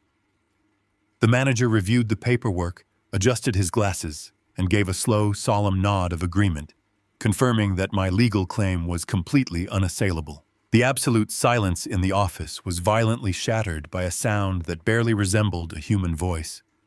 Monica let out a shrill, piercing shriek that echoed through the glass walls and drew the immediate attention of every single teller and customer standing in the main lobby. She stood up so quickly and with such aggressive force that her heavy leather chair crashed backward into the glass partition behind her. Her face contorted into a mask of pure, unadulterated fury and disbelief. She pointed a trembling, manicured finger directly at my face and demanded to know how a broke, pathetic old man could possibly steal her beautiful home. She screamed that she had personally decorated every single room that she had hosted her wealthy parents in that formal dining room, and that I had absolutely no right to step in and take away her luxury lifestyle. She ranted that the house was her sanctuary, and that I was nothing but a jealous, bitter widower trying to ruin her happiness. I sat perfectly still in my chair, simply watching her unravel completely. For 3 long years I had bitten my tongue while she mocked my outdated clothes, my rattling car, and my modest apartment. Now I finally allowed myself to speak the absolute truth. I looked her directly in the eyes, and my voice was as cold and hard as a severe winter storm. I told her that she never actually possessed a luxury lifestyle to begin with. I explained that her entire existence was a pathetic and hollow illusion funded entirely by the sweat and daily sacrifice of the broke old man she had cruelly locked out in the freezing snow on Christmas Eve. I detailed exactly how every expensive dinner she hosted, every cashmere sweater she wore, and the imported luxury vehicle currently sitting in her driveway were paid for by the $3,200 I secretly transferred to her husband every single month. I told her that she was not a successful independent entrepreneur, but a parasite who had been living on stolen charity and unearned privilege. Monica opened her mouth to scream again, but the sheer magnitude of the financial truth completely paralyzed her vocal cords. She looked over at Justin, silently begging him to deny my claims, but my son only stared at the floor, crying silently, acknowledging his total defeat. Vincent stepped forward, cutting through the thick emotional wreckage with the surgical precision of a seasoned and ruthless lawyer. He did not offer any sympathy or any room for negotiation. He reached into his briefcase one last time and produced a crisp, legally binding document. He handed it directly to Justin, who took the paper with violently shaking hands. Vincent informed them that this was a formal 30-day notice of eviction. He explained that because I was now the sole legal owner of the property, and because they had actively committed financial fraud against me, I was officially terminating their residency immediately. Vincent outlined the strict conditions of their departure. They had exactly 30 days to pack their personal belongings and vacate the premises entirely. He added a stern warning that if they attempted to damage the property, remove any fixtures, or overstay the notice by a single hour, he would personally ensure that local law enforcement physically removed them from the estate and pressed further charges. The reality of their catastrophic situation crashed down upon them with absolute devastation. They had absolutely no access to their frozen bank accounts. They were facing an imminent federal criminal investigation that could lead to prison time, and now they were officially homeless with nowhere to turn. The safety net I had provided for years was completely eradicated. The physical weight of the eviction notice was the final blow that completely broke my son. Justin dropped the paper onto the floor and fell to his knees right in the middle of the bank manager office. The arrogant and entitled man who had proudly banished me from his doorstep was now sobbing uncontrollably, grabbing at the fabric of my old suit trousers. He begged me to show mercy, weeping loudly for anyone in the lobby to hear. He pleaded with me to remember that he was my only child and that I could not possibly put him out on the cold street with absolutely nothing to his name. He promised he would find a way to work off the debt and earn back my trust. I sat motionless, refusing to pull him up or offer him a single word of comfort. My expression remained entirely blank, signaling that my decision was absolute. When I did not react to his pathetic tears, Justin did the only thing a true coward knows how to do when completely cornered. He turned on the very person he had spent 3 years trying to endlessly impress. He scrambled to his feet, pointed a shaking finger at his wife, and threw her completely under the bus. He cried loudly, claiming that the fraudulent loan and the diverted mortgage payments were entirely Monica's idea from the very beginning. He told the bank manager and me that Monica had constantly threatened to divorce him and ruin his life if he did not find a way to fund her failing online boutique. He sobbed that she had emotionally manipulated him into forging my signature because she demanded more money to host her arrogant parents and maintain her fake status on social media. Monica gasped in absolute horror, staring at her husband as if he had just physically stabbed her in the chest. Her face turned a deep shade of crimson as she absorbed his betrayal. She screamed back at him, calling him a spineless liar and a pathetic failure of a man who could not even provide for his own family without stealing from his elderly father. She accused him of being a weak coward who was too terrified to take responsibility for his own criminal actions. The alliance they had built on a foundation of greed, entitlement, and stolen money disintegrated instantly before my eyes. They stood in the center of the glass office, viciously tearing each other apart, desperately trying to save themselves from the impending federal consequences. I simply sat back in my chair and watched the inevitable destruction of their toxic marriage, knowing that I had finally reclaimed my life and my dignity. The glass walls of the bank manager office offered zero privacy from the chaotic scene unfolding within. Justin and Monica were still viciously tearing each other apart when the heavy entrance doors of the financial center swung open with aggressive force. Gary and Patricia marched across the polished marble floor. They had clearly received a frantic text message from their daughter just moments before her cellular network access was severed. Gary was red in the face and breathing heavily. His expensive imported winter coat was unbuttoned, revealing a silk tie and a tailored suit. He carried the rigid posture of a man completely accustomed to bullying his way out of minor inconveniences. Patricia followed closely behind him, clutching her designer handbag against her chest like a protective shield. Her expression was twisted into a mask of pure maternal indignation. They stormed right past the bewildered bank tellers and pushed their way into the already cramped manager office. Gary did not even acknowledge his son-in-law weeping on the floor. He locked his furious gaze entirely on me. He pointed a thick, accusatory finger in my direction and immediately began shouting a barrage of threats. He declared that he had the most expensive and ruthless lawyers in the state on his corporate payroll. He promised to drag me through civil court until I was entirely bankrupt and destitute. He accused me of being a bitter, vindictive old man who was unlawfully harassing his successful daughter out of sheer irrational jealousy. Patricia chimed in, elevating her voice to a shrill, demanding pitch. She ordered the bank manager to immediately unfreeze Monica business accounts or face a massive corporate lawsuit for financial obstruction. They truly believed that their visible wealth and aggressive volume could intimidate me into backing down. They thought they were the ultimate predators in this room. I did not rise from my leather chair. I did not raise my voice to match their hysterical and pathetic shouting. I simply let them exhaust their breath until the quiet, heavy reality of the room finally forced them into an awkward silence. When Gary paused to catch his breath, panting heavily from his own theatrical outrage, I calmly gestured toward the mahogany desk. I invited him to look at the thick, heavily bound dossier Vincent had prepared. Gary scoffed, rolling his eyes, but his gaze naturally drifted down to the forensic accounting report, laying open under the bright fluorescent lights. I spoke with a quiet, lethal clarity. I told Gary that his daughter was not a successful, brilliant entrepreneur. I explained that her luxury lifestyle brand was an absolute black hole of debt, generating zero legitimate revenue and bleeding cash at an alarming and unsustainable rate. I watched his arrogant eyes widen as he read the highlighted bank statements, proving that Monica failing business was artificially propped up entirely by my stolen pension and life savings. Then I delivered the final crushing blow to his massive, inflated ego. I looked directly at Patricia and recounted the lavish, extravagant dinners they had enjoyed at my expense. I detailed the imported wines, the prime steaks, and the massive holiday feasts they had consumed in the very house I paid for.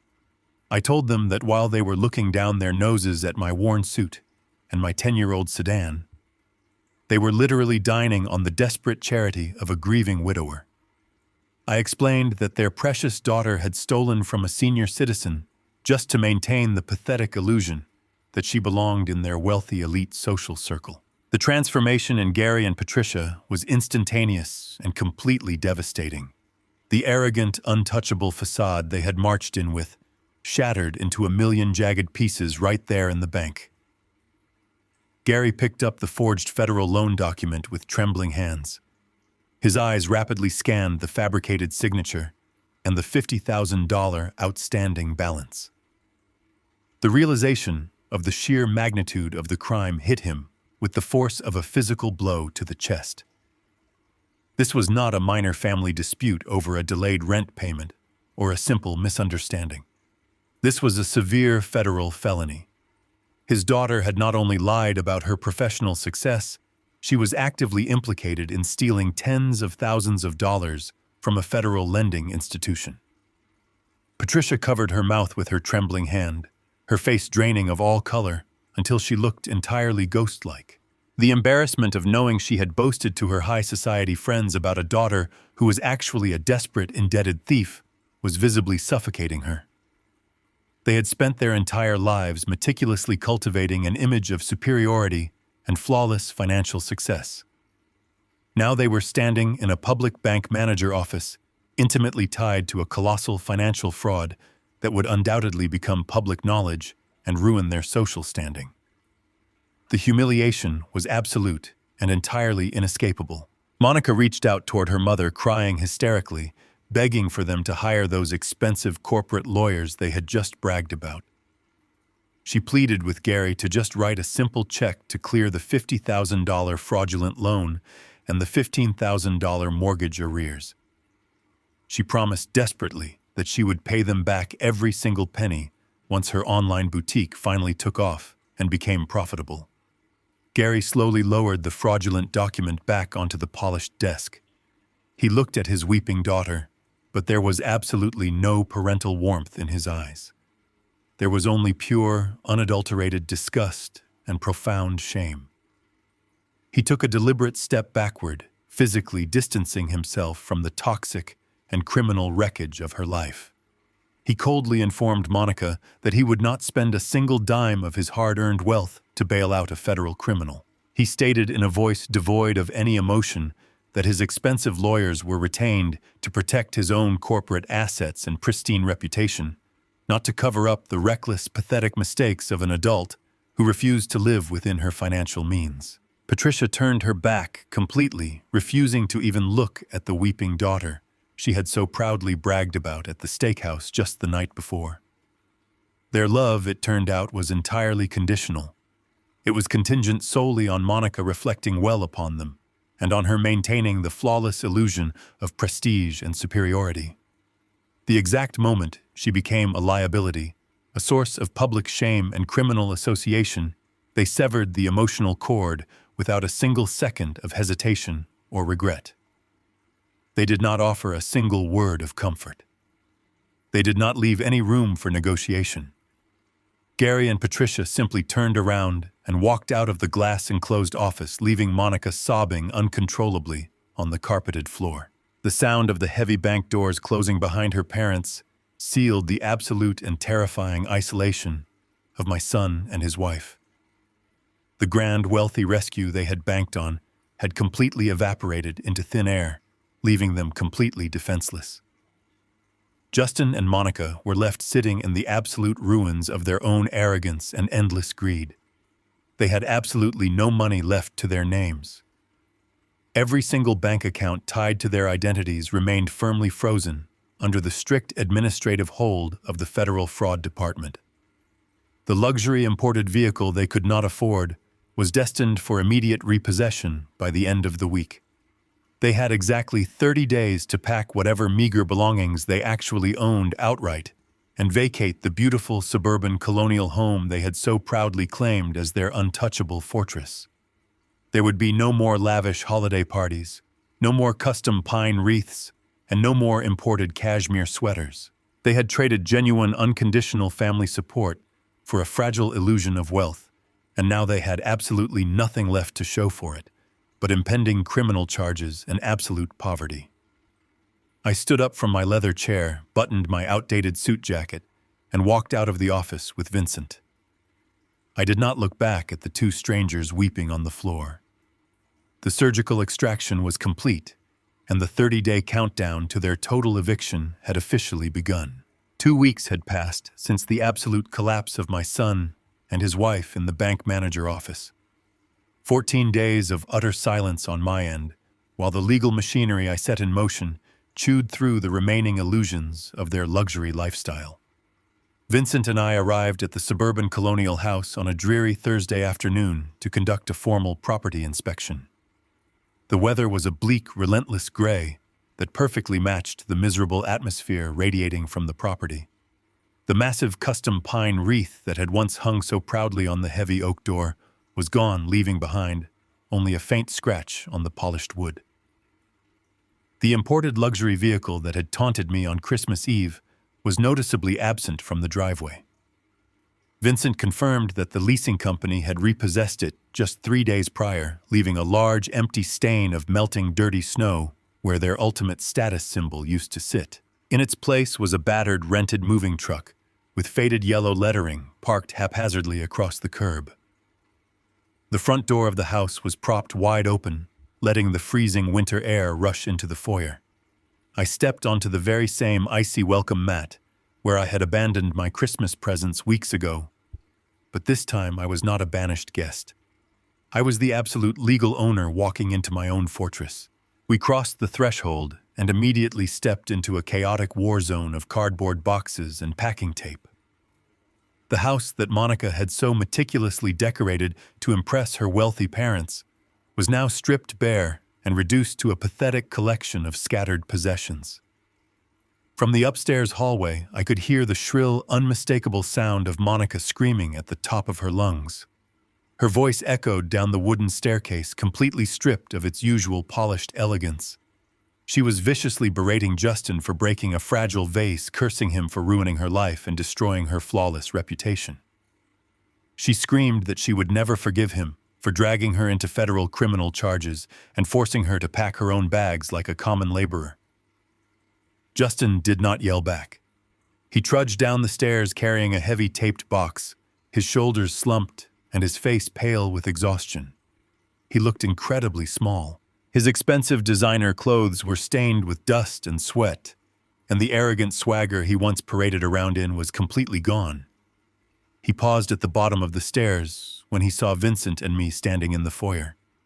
He swallowed hard, but said absolutely nothing, simply lowering his gaze to the floorboards and carrying his burden out to the rented truck. The toxic alliance that had fueled their marriage was completely dead, leaving behind only two miserable strangers trapped in a nightmare of their own making. Vincent moved methodically through the rooms, taking detailed notes on a legal pad to ensure the property sustained no malicious damage during their eviction. I walked slowly through the empty living room, my footsteps echoing against the bare hardwood floors. As I looked at the faded rectangular marks on the walls, where their expensive artwork used to hang, a flood of memories rushed into my mind. I clearly remembered the bright, sunny afternoon 3 years ago when I first handed Justin the keys to this exact house. I remembered the overwhelming pride swelling in my chest, believing that my financial sacrifice was laying an unbreakable foundation for my only child to thrive. I wanted to give him the ultimate head start in life, a secure sanctuary where he could raise a family without the crushing anxiety of financial ruin that Barbara and I had endured in our youth. I thought I was being the ultimate supportive father, building a thick safety net to catch him if he ever stumbled. But standing in the hollow echo of the empty room, the terrible reality became crystal clear. My unconditional financial safety net had not protected my son at all. It had mutated him into a monster of pure entitlement. By shielding him from the natural consequences of the real world, I had completely deprived him of the opportunity to develop integrity, resilience, or basic human decency. My money had inadvertently funded his arrogance and financed his betrayal. I had built a gilded cage of privilege that completely destroyed his character, and it took the freezing isolation of Christmas Eve to finally open my eyes to the monster I had unknowingly created. Justin returned from the freezing driveway, rubbing his cold, red hands together. He stopped in the center of the empty living room and looked at me with red-rimmed, desperate eyes. He reached into his coat pocket and pulled out a small, slightly crumpled photograph. He walked slowly toward me, holding the picture out with trembling fingers. I looked down and recognized the image immediately. It was a photograph of the two of us taken nearly 25 years ago. I was holding him on my shoulders at a local carnival, and we were both laughing with pure, unadulterated joy. He looked at me while hot tears streamed down his dirty face and his voice cracked with profound, pathetic desperation. He begged me to look at the boy in the photograph. He pleaded with me to remember the father who loved him enough to carry him on his shoulders, insisting that somewhere deep down, we were still that same loving family. He promised he would spend the rest of his miserable life making up for the forged documents, the stolen money, and the profound disrespect if I would just give him one final second chance and let them stay in the house. It was a masterful display of emotional manipulation designed to pierce the armor of a grieving widower. A few weeks ago, the sight of that photograph would have shattered my resolve completely.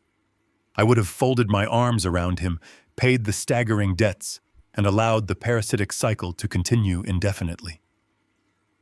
But the man standing in the empty living room today was no longer a blind and desperate father. I looked at the photograph, and then I looked directly into the hollow, terrified eyes of the man holding it. I did not raise my voice or offer any trace of parental comfort. I simply told him that the boy in the photograph had died a very long time ago, replaced by a greedy coward who was entirely willing to sacrifice his own father to fund a shallow lie. I informed him that giving him a second chance would only teach him how to become a better thief and a more efficient manipulator. I told him to put this photograph away and finish packing his boxes because his time in my house had officially expired. Justin stared at me in absolute shock, realizing that the ultimate emotional weapon had completely failed. He slowly lowered his trembling hand, letting the photograph drop to the bare hardwood floor before turning around to face the bleak, unforgiving reality of his ruined life. The crumpled photograph lay on the bare hardwood floor, separating us like a physical boundary. Justin stared down at the glossy paper, and the heavy silence of the empty living room seemed to press in on him from every side. He realized with absolute certainty that his final attempt at emotional manipulation had completely failed. I did not move to pick up the picture. I did not offer him a reassuring hand or a sympathetic gaze. I simply stood there and watched as the last remaining layer of his manufactured arrogance dissolved into the cold winter air. The defiant posture he had carried for years collapsed inward, and his shoulders slumped so deeply he looked entirely hollow. He fell to his knees again, but this time there was no theatrical performance. There were no calculated pleas designed to exploit a grieving widower. He covered his face with his dirty hands and began to weep with a raw, agonizing intensity. It was the ugly, suffocating cry of a man who had finally slammed into the absolute bottom of his own making. Between heavy, broken sobs, the truth began to pour out of him in a desperate, frantic flood. He told me that he had been drowning since the very first day he met Monica. He confessed his deep-seated insecurities, admitting that he never felt wealthy enough or successful enough to belong in her elite social circle. He explained that Monica and her wealthy parents expected a standard of living that his middle management salary could never even begin to support. He was absolutely terrified of losing her, terrified that she would realize he was just an ordinary man from a modest background with no grand inheritance waiting for him. So he lied. He lied to her about his income, and he lied to her parents about his investments. When the crushing reality of the massive mortgage and the luxury car leases began to suffocate him, he turned to the only source of unconditional support he had ever known. He confessed the profound, sickening shame he felt every single time he looked at his bank account and saw my $3,200 deposited there. He told me that forging my signature on the federal loan document was the lowest, most desperate moment of his entire life. He knew he was stealing my security and jeopardizing my freedom, but the panic of Monica discovering his total financial failure had completely consumed his moral compass. I stood in the center of the vacant room and listened to every single word. I did not interrupt his confession. I let him purge the toxic secrets that had been rotting his character for 36 months. I watched the tears carve clean lines through the dust on his face. When his frantic sobbing finally slowed to a quiet, defeated whimper, I walked over and crouched down so my eyes were level with his. I looked at his tear-stained face and spoke with a calm, resonant clarity. I validated his pain, acknowledging how suffocating it must have been to live trapped inside a daily performance. I told him I understood the crushing weight of inadequacy and the terrifying pressure of trying to purchase the affection of a woman whose love was entirely conditional upon a luxury lifestyle. However, I made it explicitly clear that understanding his pain did not excuse his profound cruelty or his criminal behavior. I told him that my unconditional love for him had blinded me to the monster he was slowly becoming. For years, I had mistakenly believed that being a good father meant building a thick financial wall between my son and the harsh realities of the world. I thought my money was protecting his future, but in reality, it was only insulating his arrogance. I explained that genuine love does not mean shielding a grown man from the devastating consequences of his own reckless actions. True parental love requires the tremendous strength to step back and allow the fire to burn away the rot, so that something much stronger might eventually grow in its place. Justin looked up at me, his eyes wide and completely stripped of their former entitlement. He quietly asked if there was any possible way he could ever earn back my trust and make things right. He swore he would get a second job, pay back every stolen penny, and spend the rest of his life making amends for the fraud and the disrespect. I shook my head slowly and delivered the final, absolute severance. I told him that writing a check to clear the mortgage arrears and bailing him out of his impending federal crisis would be the absolute worst thing I could ever do for him. I stated clearly that stepping in to save him now would not teach him responsibility or gratitude. It would only teach him how to be a better thief and a more efficient manipulator. It would validate the terrible lesson that he could commit federal fraud, steal from his own family, and eventually cry his way out of the consequences. I told him that the eviction stood without any possibility of appeal or negotiation. He had to lose the beautiful house, he had to lose the imported luxury vehicles, and he had to face whatever legal reckoning was coming for the forged signature. He had to lose absolutely everything in order to finally understand the true value of anything. A long, quiet moment passed between us. The shrill echoes of Monica screaming upstairs had completely ceased, likely because she had finally realized there was nothing left in this house to salvage. Justin stared into my eyes and saw the immovable granite of my resolve. He realized there were no more secret accounts to drain, no more emotional buttons to push, and absolutely no more rescue boats coming to save him from drowning. The fight completely left his body, leaving behind a quiet, profound resignation. He slowly reached into the pocket of his dusty winter coat. His hand was trembling, but his movements were deliberate and final. He pulled out the heavy brass keys to the colonial home, the very keys I had proudly watched him receive 3 years ago. He held them out to me, resting them gently in the palm of my hand. The cold metal felt incredibly heavy, carrying the weight of 1,000 broken promises. Justin looked at me and offered a quiet, broken apology. He told me he was truly sorry. He explicitly stated that he was not apologizing in a pathetic attempt to get the house back or to convince me to drop the fraud investigation. He said he was apologizing because, standing in the empty ruins of his completely shattered life, he finally realized the sheer magnitude of what he had thrown away. He realized he had traded the only genuine, unconditional love he had ever known for a fleeting, miserable illusion of wealth. I closed my hand around the brass keys and nodded once, accepting his words without offering any false hope of immediate reconciliation. Justin slowly pushed himself up from the hardwood floor. He did not look around the empty living room or try to engage me in any further conversation. He simply turned around and walked out the front door, stepping into the freezing gray afternoon to finish packing his rented truck. I remained inside the quiet, empty house, holding the keys tightly in my grip, knowing that the surgical extraction was finally complete, and the toxic infection had been permanently removed from my life forever. 30 days exactly.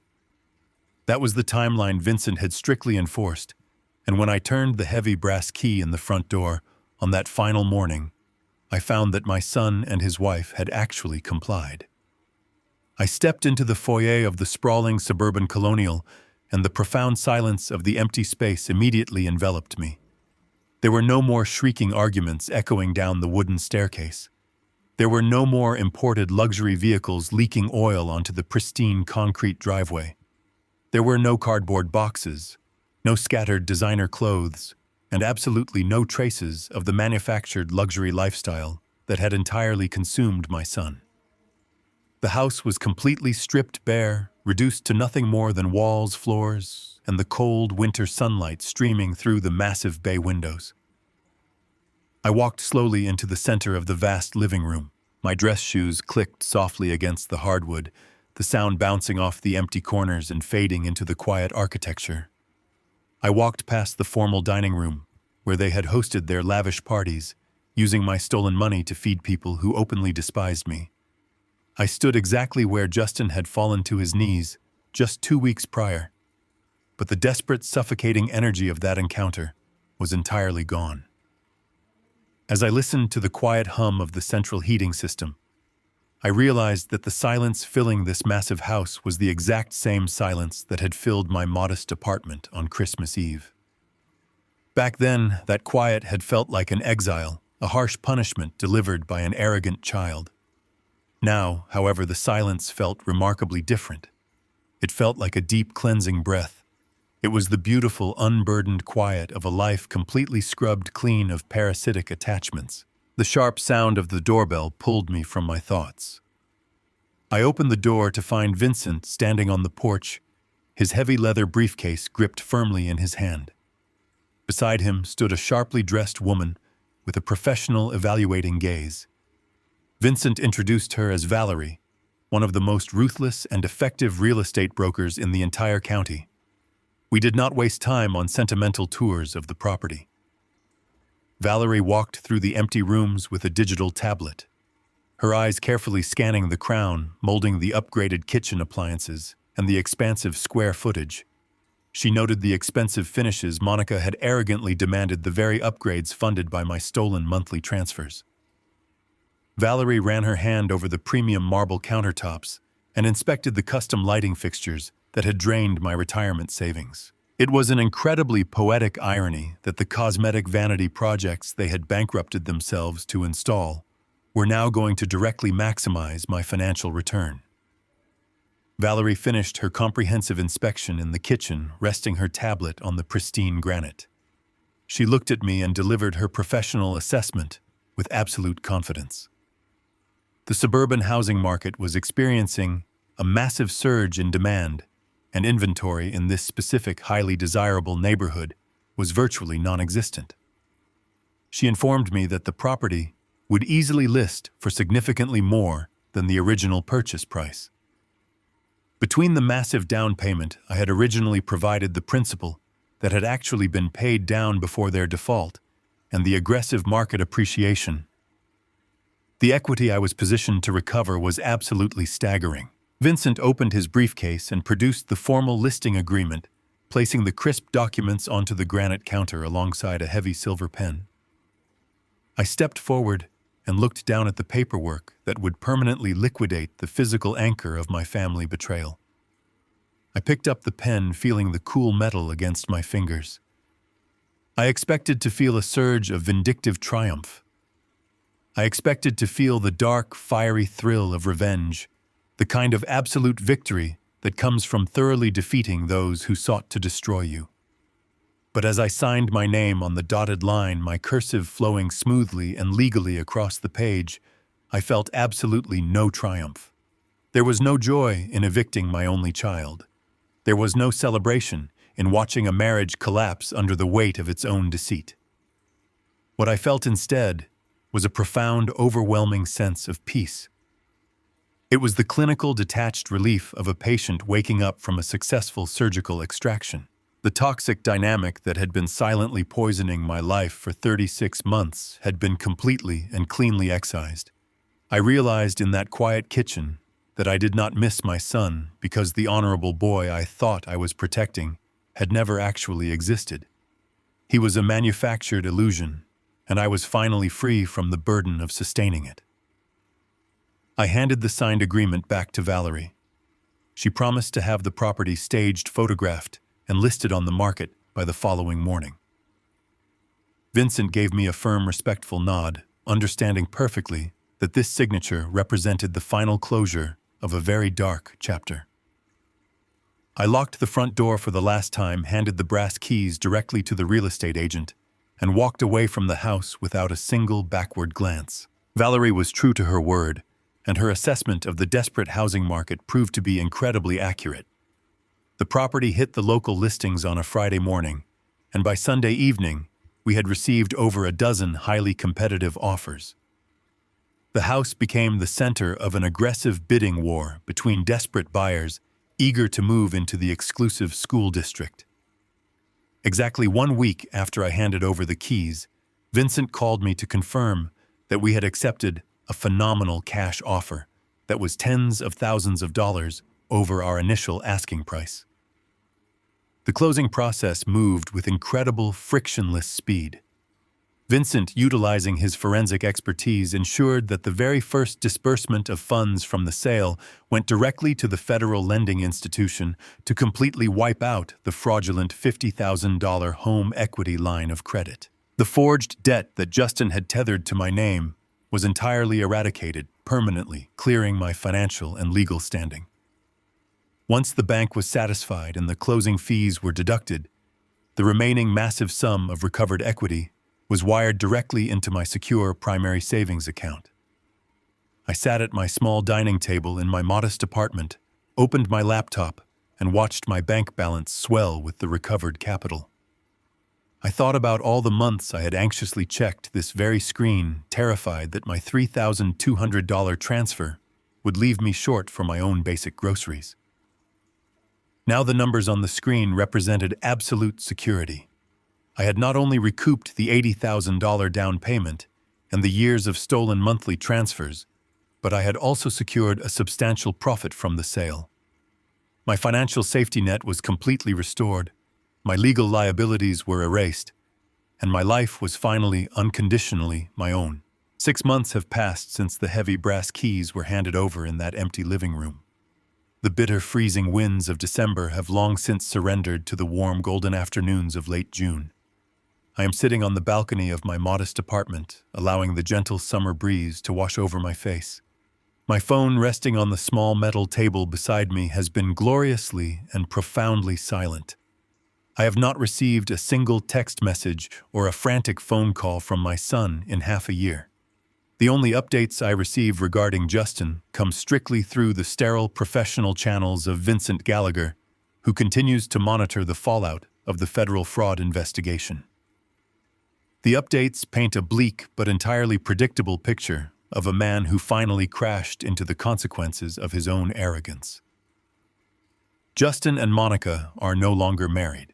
The toxic alliance they built on a foundation of stolen money and manufactured prestige completely disintegrated the moment the financial well ran dry. According to the legal filings, Monica filed for divorce just weeks after their eviction, blaming Justin entirely for their utter ruin and fleeing to another state to live with her humiliated parents. Justin is currently residing in a cramped one-room studio apartment located in a rundown industrial park on the outskirts of the city. The man who once demanded prime rib and imported wine is now likely boiling cheap noodles on a hot plate. He is working 50 hours a week at a low-level administrative job, and every spare dollar he earns is being aggressively garnished to pay off his mounting legal fees. He is still facing the very real, terrifying prospect of federal prison time for forging my signature on that loan document. He has been stripped of his luxury imported vehicles, his custom suits, and his false pride. He is finally learning the brutal, unforgiving lessons about financial responsibility that I should have let the world teach him a decade ago. I do not feel a single shred of guilt when I hear these updates. There is no lingering paternal urge to swoop in and rescue him from his miserable studio apartment. The truth is, I genuinely prefer the silence. For 45 years, my entire existence was defined by my obligations to other people. I worked myself to the bone to provide for my wife, and I sacrificed every personal ambition I ever held to ensure my son had a flawless path to success. I spent the last 3 years starving my own life just to sustain the pathetic illusion of a perfect family. But sitting here in the warm June sun, I realized that holding on to that illusion was completely suffocating me. I was willingly poisoning my own golden years out of a misplaced sense of duty to a boy who viewed me as nothing more than a disposable bank account. The grief I thought I would feel over losing my only child never actually materialized, because the son I was mourning never truly existed. He was a phantom created by my own unconditional generosity. Letting go of that ghost was the most profoundly liberating experience of my entire life. I no longer wake up in a cold sweat, terrified that an automated transfer will drain my grocery budget. I no longer spend my holidays sitting on a freezing porch, begging for the scraps of my family attention. I am completely and unconditionally free, and I know Barbara would be proud of the man I have become. With the massive surge of recovered equity safely secured in my bank accounts, I realized I had absolutely no desire to spend the rest of my life sitting in a stationary apartment. Barbara and I had spent decades sitting on our worn living room sofa, talking endlessly about the places we wanted to see when we finally retired.